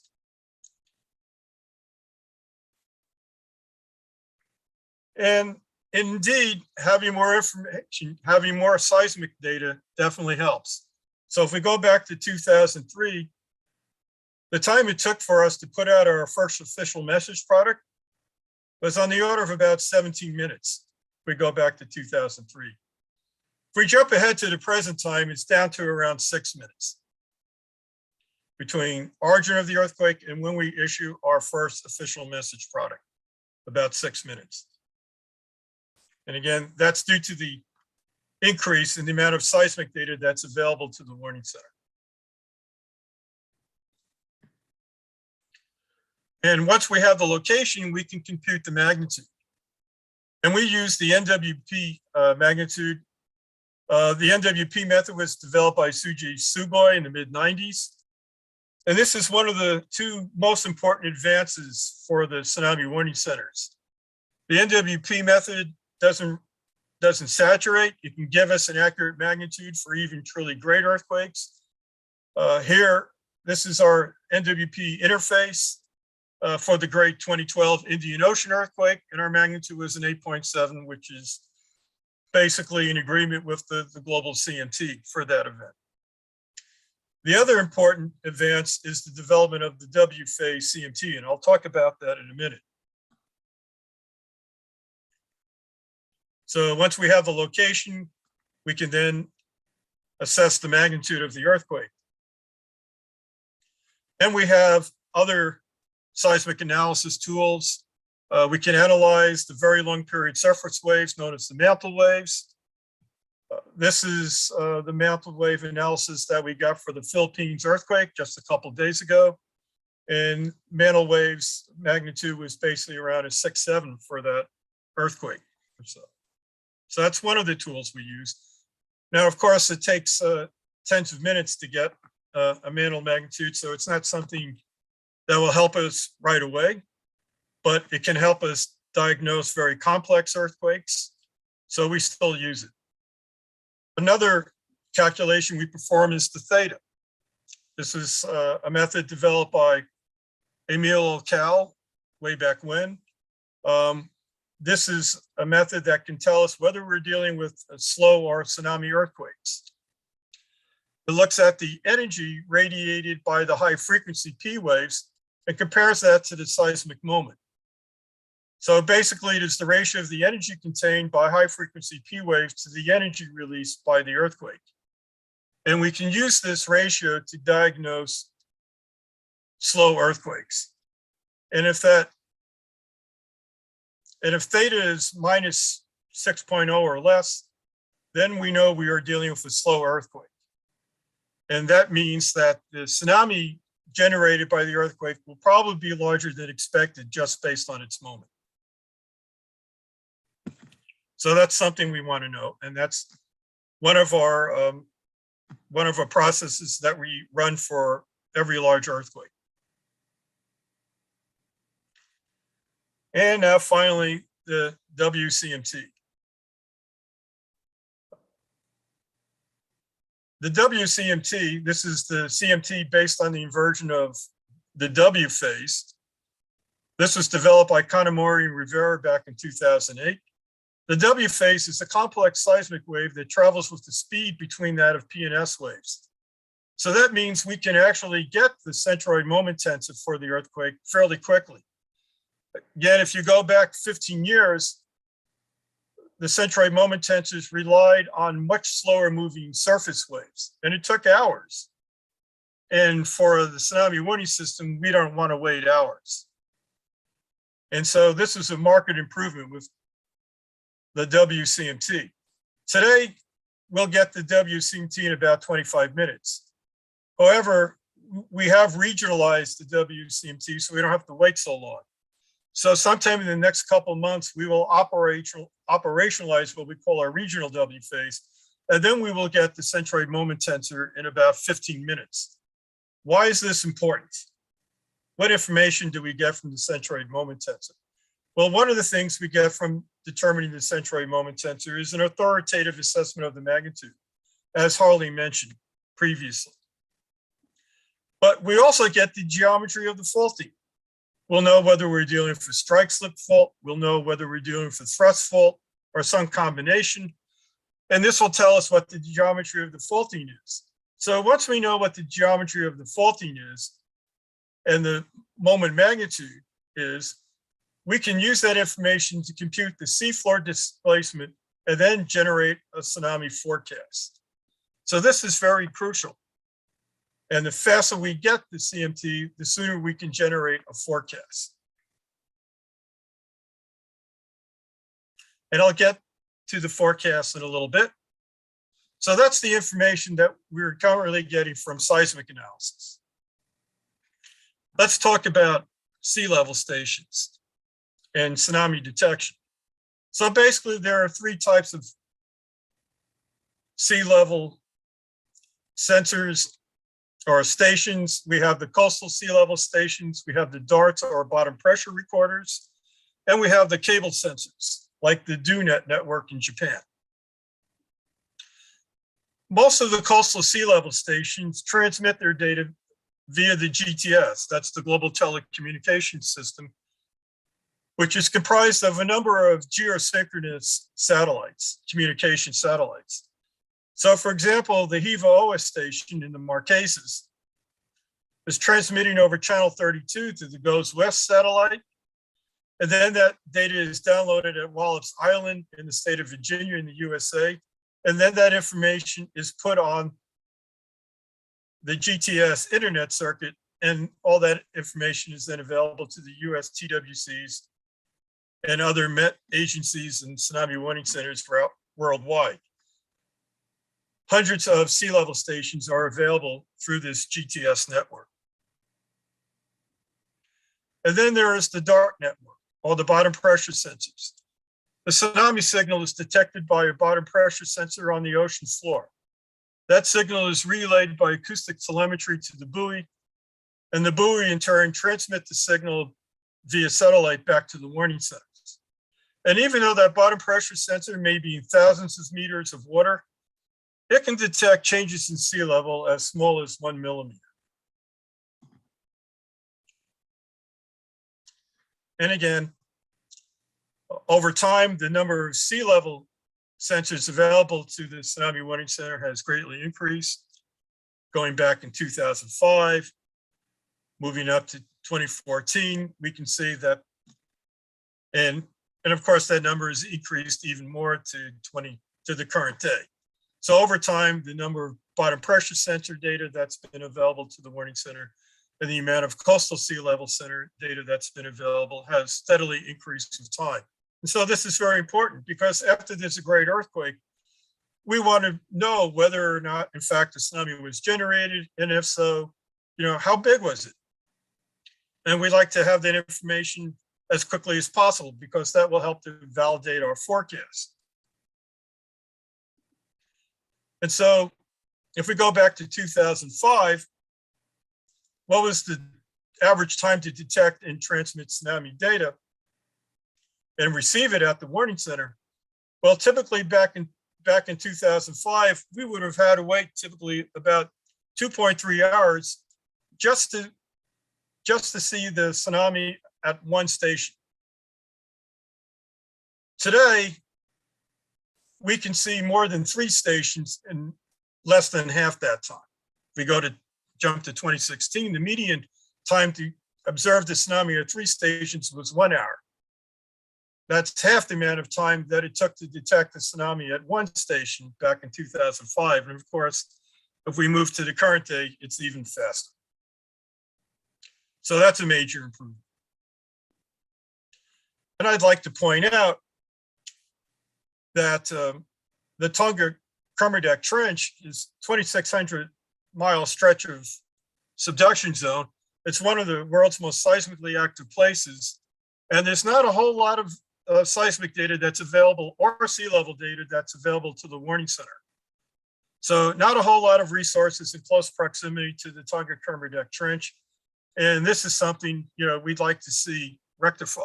We'd like to see more seismic data coming from the Tonga Kermadec Trench and more sea level data coming from the Tonga Kermadec Trench.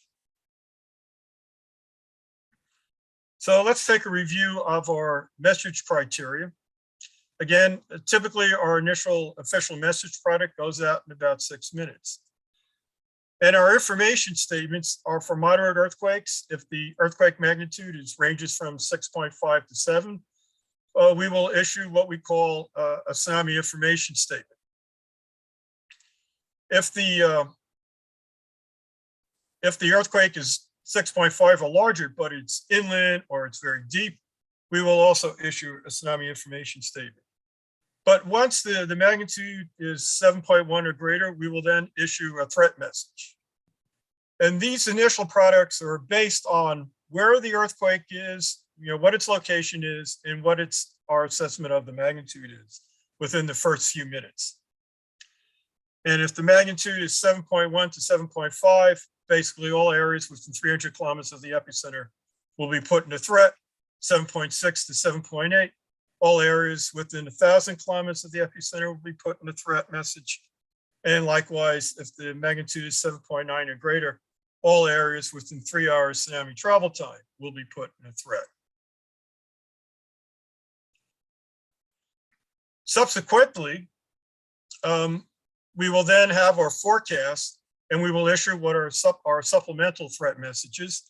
And these are not based on the earthquake magnitude, but these are now based on the tsunami coastal amplitude forecast. And these messages are accompanied by a suite of graphical and text products. And we start issuing these approximately 25 to 30 minutes after origin. That is, after we get the centroid moment tensor, we calculate the forecast. And so if the forecast amplitude along our coast is less than 30 centimeters, that's we don't consider that a threat. That's a level 0, no threat. If it's 30 centimeters to 1 meter, we call that a coastal hazard. That's level 1 threat. From 1 meter to 3 meters, that's potentially an inundation threat. That is, the coast can be flooded. And if the forecast amplitude is greater than 3 meters, then this could represent a severe inundation threat. And those nations who have coast in any of these hazard regions need to take action, and they will decide what action they need to take based on what's in our threat messages. So these are some of the products that we issue along with our forecast. This is the deep ocean amplitude forecast. Our forecasts are based on our rift model. This is based on the shallow wave water equations. The tsunami travel time contours are also shown in these maps. And the color range is scaled so that the red, white show the maximum tsunami amplitude. And so this is what would happen if we had a great Cascadia subduction zone earthquake that had a magnitude 9 off the northwest coast of the United States. And you can see a beam of energy here propagating across the Pacific Basin. And we use Green's law, and we use Green's law to propagate the offshore deep ocean forecast to along the coast. And here you can see that the forecast is expecting large coastal hazards here in Hawaii, in New Guinea, even along the coast of Japan, etc. And even along Antarctica, interestingly enough. So one of the other products we include is our forecast polygon. And the threat level of each polygon is based on the largest coastal amplitude within that polygon. And so basically you can see the polygons that are orange have 1 to 3 meters. And there's a potential inundation threat, and where it's red, greater than 3 meters. And you can see here for areas close to Hawaii, greater than 3 meters forecast. So this is going to generate potentially hazardous waves all across the Pacific Basin, much like the Great Japan earthquake did back in 2011. So these are all products that we put out within our messages, our threat messages. So let's go through a little timeline. We also are responsible for issuing warnings for earthquakes that occur in the state of Hawaii. And we have to act very quickly here because for a great earthquake in the state of Hawaii, it will not take long for the tsunami to arrive on shore. And so we have a very dense seismic network here that we have in collaboration with the Hawaii Volcano Observatory. And typically for a large earthquake occurring anywhere in the state of Hawaii, we will get a first location within a matter of seconds. The duty scientists will get a preliminary magnitude. The duty scientists will get paged. We will call the state HIEMA, the Hawaii Emergency Management Agency. We'll give them a heads up voice message saying there's a large earthquake. We will then refine the location and magnitude. We will then, if necessary, issue a warning over this communications network. That's a voice warning. And then finally, we will issue a text bulletin. Recently, a few months ago, there was a magnitude 6.0 on the Big Island. That's not large enough for us to issue any sort of a warning, but we issued a tsunami information statement, and that information statement basically said there was a 6.0 earthquake, there's no tsunami threat, and that information statement was issued in 1 minute and 45 seconds. For earthquakes outside Hawaii region, it's going to take more time because we don't necessarily have access to a dense seismic network where the earthquake occurs. But in general, the watchstanders will be paged within a couple minutes. For example, for that recent earthquake that we had a couple days ago in the Philippines, the duty scientists were paged within a couple minutes. We had a preliminary location within 2 to 5 minutes. And then we put out our earthquake message, which appeared on the CISN within about 5 minutes. And then we spent some time refining the location. And then we issued our first official message product in about something like 8 to 9 minutes for that event.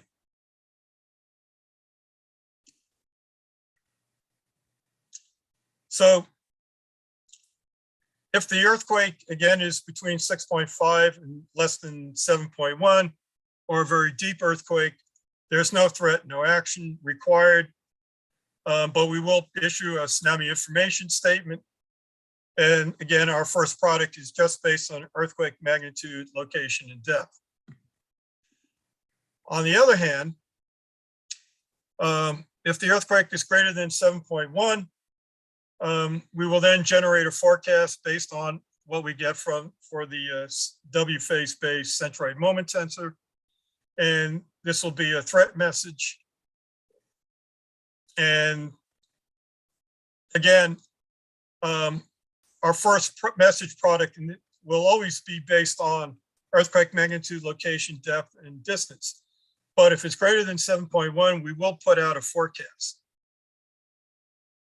And so our second message that we put out will be based on the forecast.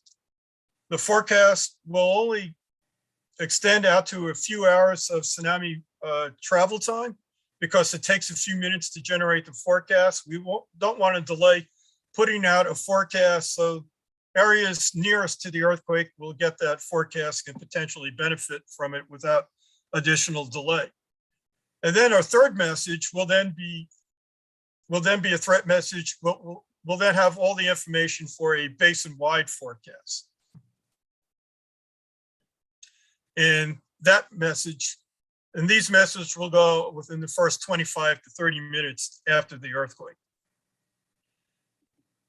And our messages are disseminated a variety of different ways. There are text messages. We send messages over the internet via email to the website. There are also phone messages. There are also international circuits like the GTS and aeronautical fixed telecommunication networks. That's how our text messages are disseminated. And after our threat messages are issued, we of course are going to be monitoring the available sea level network for evidence that a tsunami was generated, and if so, how big.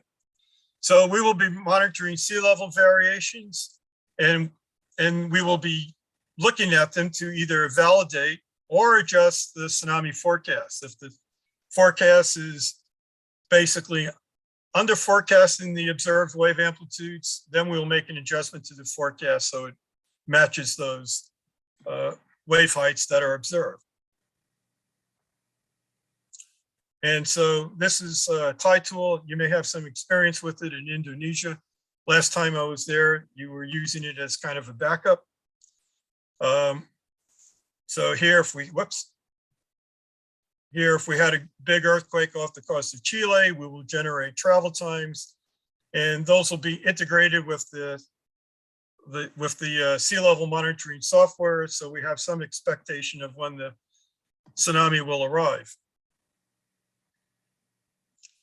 And as we make tsunami measurements, we will then issue supplemental tsunami products, supplemental message products that will have the measurements that we made, so everybody understands, what's happening in the ocean.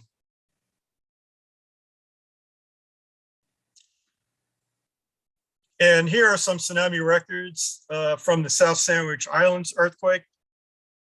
That was a very complex event, may have consisted of as many as 5 earthquakes. That South Sandwich event generated a tsunami that propagated through the Southern Ocean and into the world's major ocean basins. The tsunami was recorded here in Hilo, Hawaii. It was recorded in Alaska.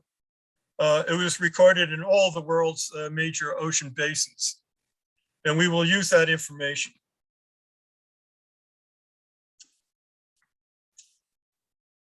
And more recently, of course, there was the Tonga eruption.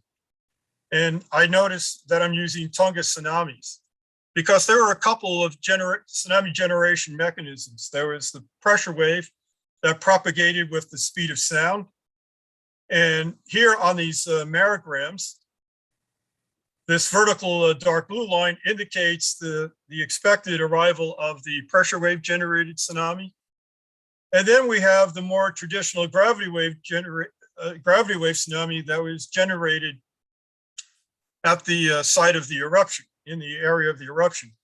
As the pressure wave propagates, as it moves across the ocean, it is triggering tsunami waves. And by the time it got to Hawaii, the time difference between the arrival of the pressure generated waves and the traditional gravity wave tsunami was about 2.5 hours. And the maximum wave height we recorded in Hawaii was about 1.7 meters at Kahului. And we did issue an advisory in advance of the arrival of the gravity wave tsunami for the state of Hawaii, and that means ceasing all activities on the coast.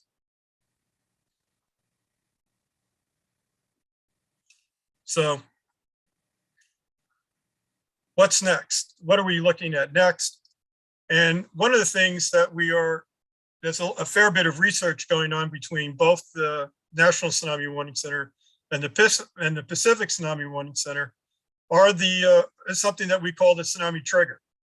So we have operationalized a tsunami detector, and I think Laura mentioned that this was originally developed because we were concerned about volcanic activity in the Caribbean, such as potential eruption-generated tsunami at Kikimjeni and other volcanoes along the Lesser Antilles. And so we developed a tsunami detector. And actually, we operationalized that tsunami detector after the January 13th eruption for the Nuku'alofa sea level station. And so when the January 15th eruption explosion happened, our first alert was from the tsunami detector that was analyzing the sea level data that was coming in from the Nuku'alofa sea level station. Another project we have is looking at seismogeodetic data.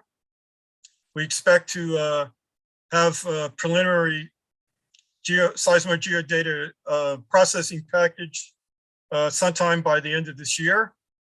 And another thing we are interested in as a result of the volcanic explosion is infrasound. So that's some of the research that we're going to be involved in the upcoming months and years. Thank you very much. Again, for more information, you can consult these websites. Other than that, that's kind of all I have for today. Thank you very much.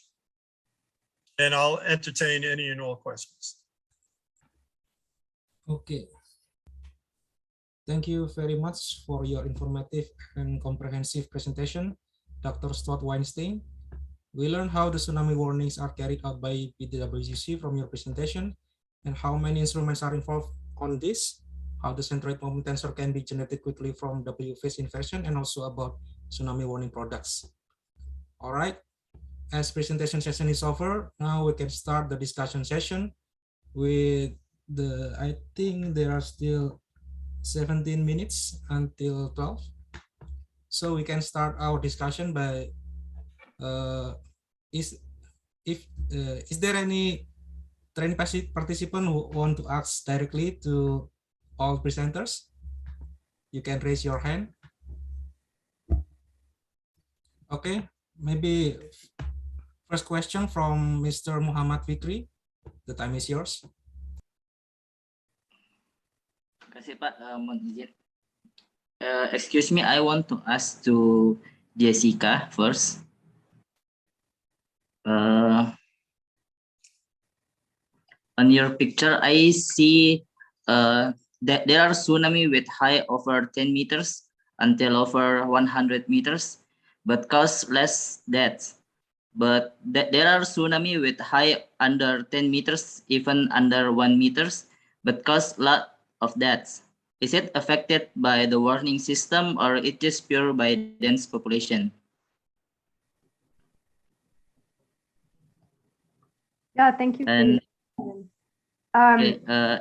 These high, like incredibly extreme, anomalous tsunami water heights can come from interactions with really specific parts of the coastline in areas with low density, low population density. A really popular example is Lituya Bay in Alaska. It's a very specific kind of bay geometry where a wave came in and was unable to escape the bay. And so it caused, there was also a local landslide and it caused a huge splash kind of along the walls of the bay. And so it was an enormous wave height, but there weren't very many people around. And so there weren't very many fatalities. So in a lot of cases, it has to do with population density. Okay, thank you for your answer, Ms. Jessica Reed. And then the next question may be from Mbak Kian. Time is yours. Okay, thank you, Rosit, for the time. And I have a question for Stuart. So my question is, I would like to know how long the distance time from the event until you send the information for the bulletin warning, for the bulletin tsunami warning. Between tectonic tsunami, between the tsunami caused from tectonic event such earthquake or from non-tectonic. Actually, I would like to know, or maybe you can share how the PTWC send the information about non-tectonic tsunami when the Tonga eruption was occurred last January. Because as based on our experience in Asia for non-tectonic, we rely on the sea level. So once it's we've seen the Mariogram, like that's tsunami. So we send the information. But now we've been developing for it, so it's for the evacuation, for sending the information. So that I really want to know how PTWC handle the tsunami warning for the non-tectonic event, because PTWC not only handle for the local but also for around Pacific area. Do you get it, my question? Yes. Okay, thank you. We have the same problem. Basically, yes, for non-tectonic events, we have to rely on sea level data.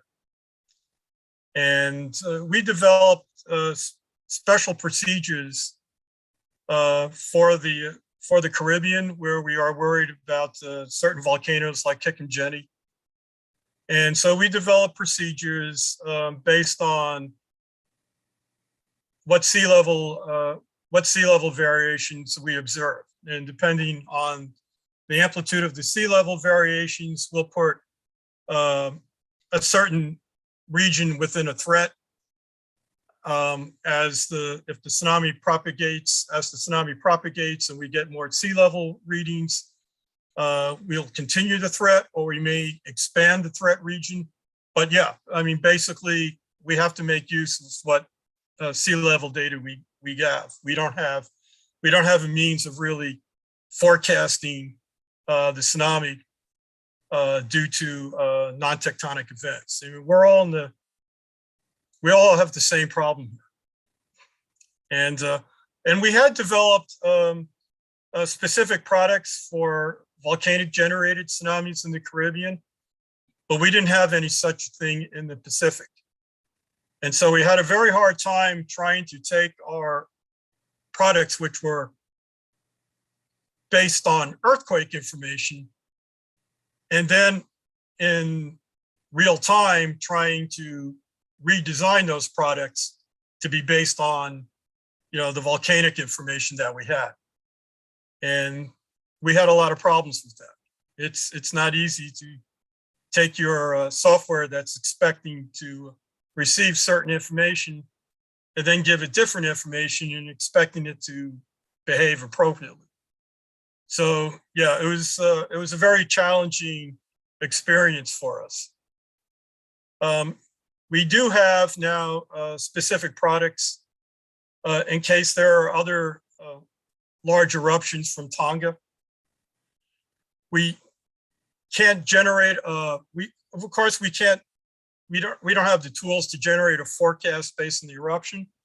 But if another eruption occurs in Tonga, what we do have is a whole set of sea level measurements from generated by the big eruption on the 15th. So if there's another eruption in Tonga, we're going to take a look at, okay, what do we observe at Nuku'alofa? What do we observe at the nearest dart?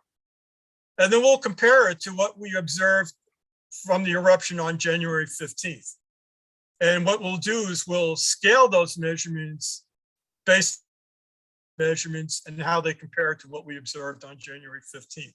So for example, we observed I think approximately a 1.4 meter amplitude wave at Nuku'alofa. So if there's another eruption that occurs, and let's say it's 2.8 meters that we observe at Nuku'alofa, we will then take that set of sea level measurements that we got on January 15th and then simply double it.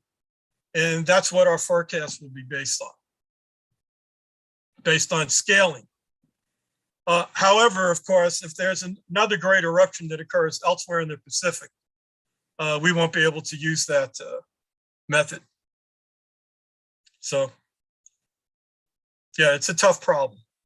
I mean, basically, again, all you'll have to go on either way is sea level measurements, and you'll just have to use your best judgment. I mean, clearly, if you're seeing destructive waves in the near field, then you have a potential problem. Yeah, I get it, and I think we have almost the same problem because non-tectonic event would be very challenging for tsunami warning. Yeah, Thank you. unfortunately for Indonesia, you're in a very tectonically complex area. Yeah, you're right. Thank you, Stuart, for your answer. Okay, thank you for your answer, Dr. Weinstein. Okay, the next question may be from the chat box from Mr. Widyatmoko. Maybe this is for Dr. Weinstein, I think. So the question is there any different treatment or tool to make a potential tsunami wave model for slow earthquake? We have experienced some local tsunami with local source like landslide, flank collapse, deployed dart, and sea level gauge is enough to handle it for early warning. Well, for the slow earthquakes, yeah, we can diagnose a slow earthquake. And our procedure is that if we do detect that the earthquake is slow, what we will do is we will increase the moment magnitude by 0.2.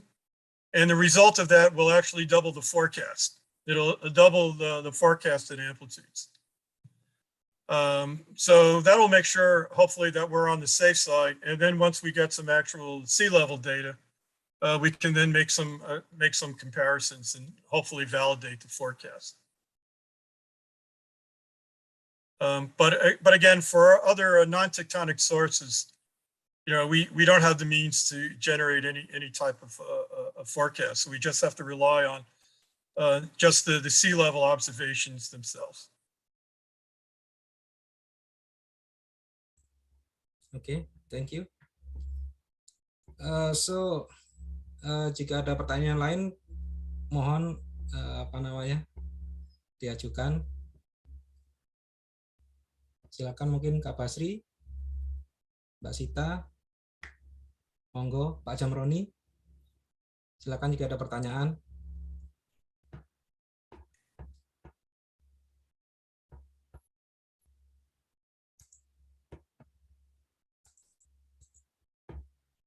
Okay.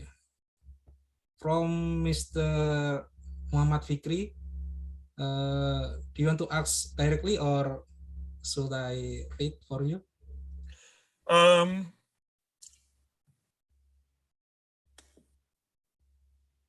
This is the question of regarding the height of 30 centimeters. Yeah, it's not necessarily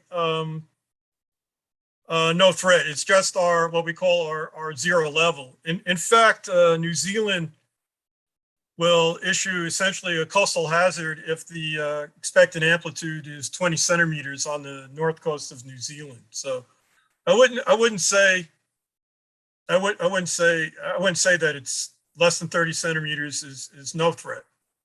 But it's what we call it's the level 0 in the threat message.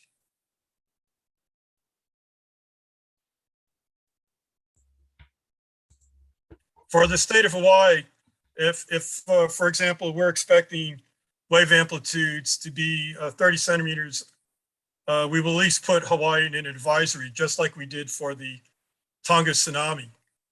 And we will clear the beaches. If the amplitude is greater than 1 meter, we will have a formal warning and evacuate the coastal areas in Hawaii. Different countries and will have different criteria for their coastlines. But the threat levels are agreed upon. We have an international consensus agreeing on what these threat levels are.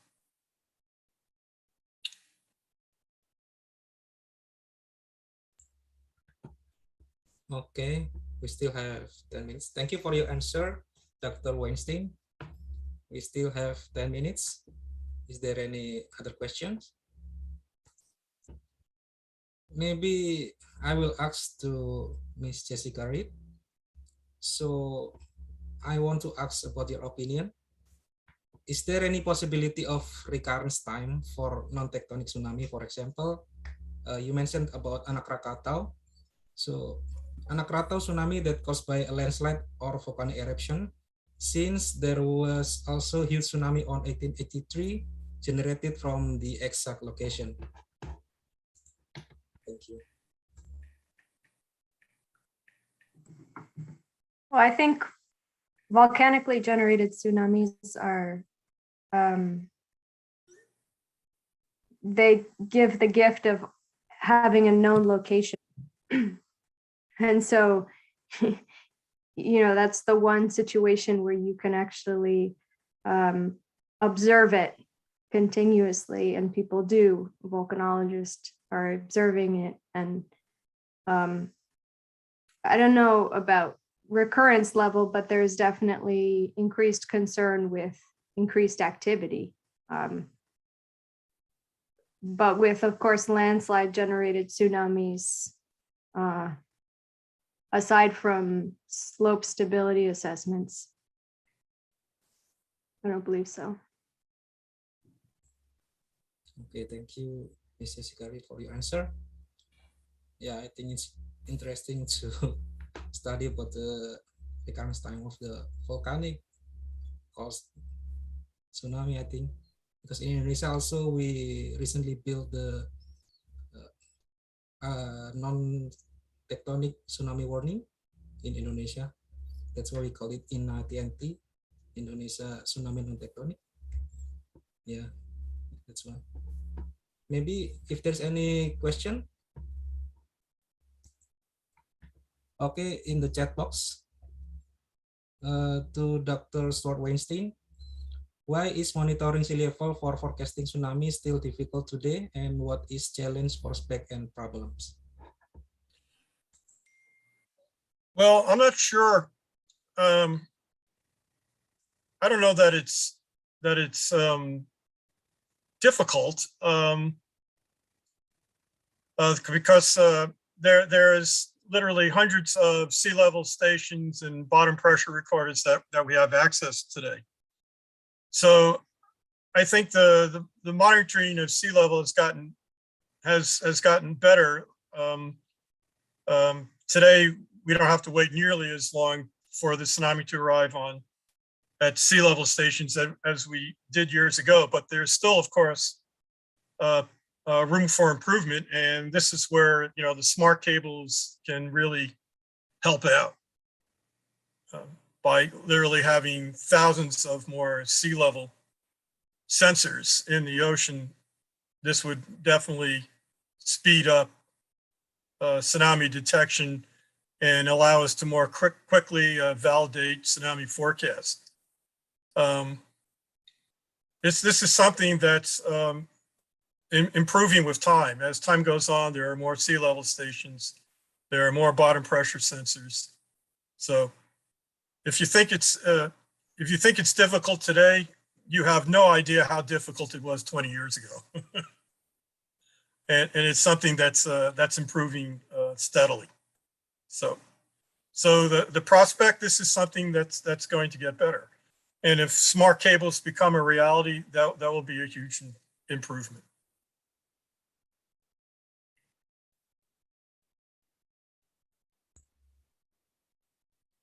Okay, thank you. Okay, is there any question?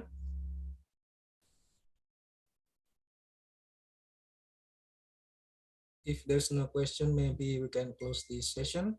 So maybe to all 100 presenters, Dr. Stuart Weinstein and Ms. Jessica Reed, can you please share your email maybe on the chat box if maybe there is other question from the training participants that want to ask more about your presentation?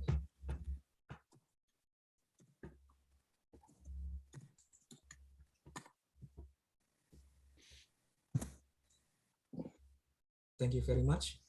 Yep, don't hesitate to write me with questions.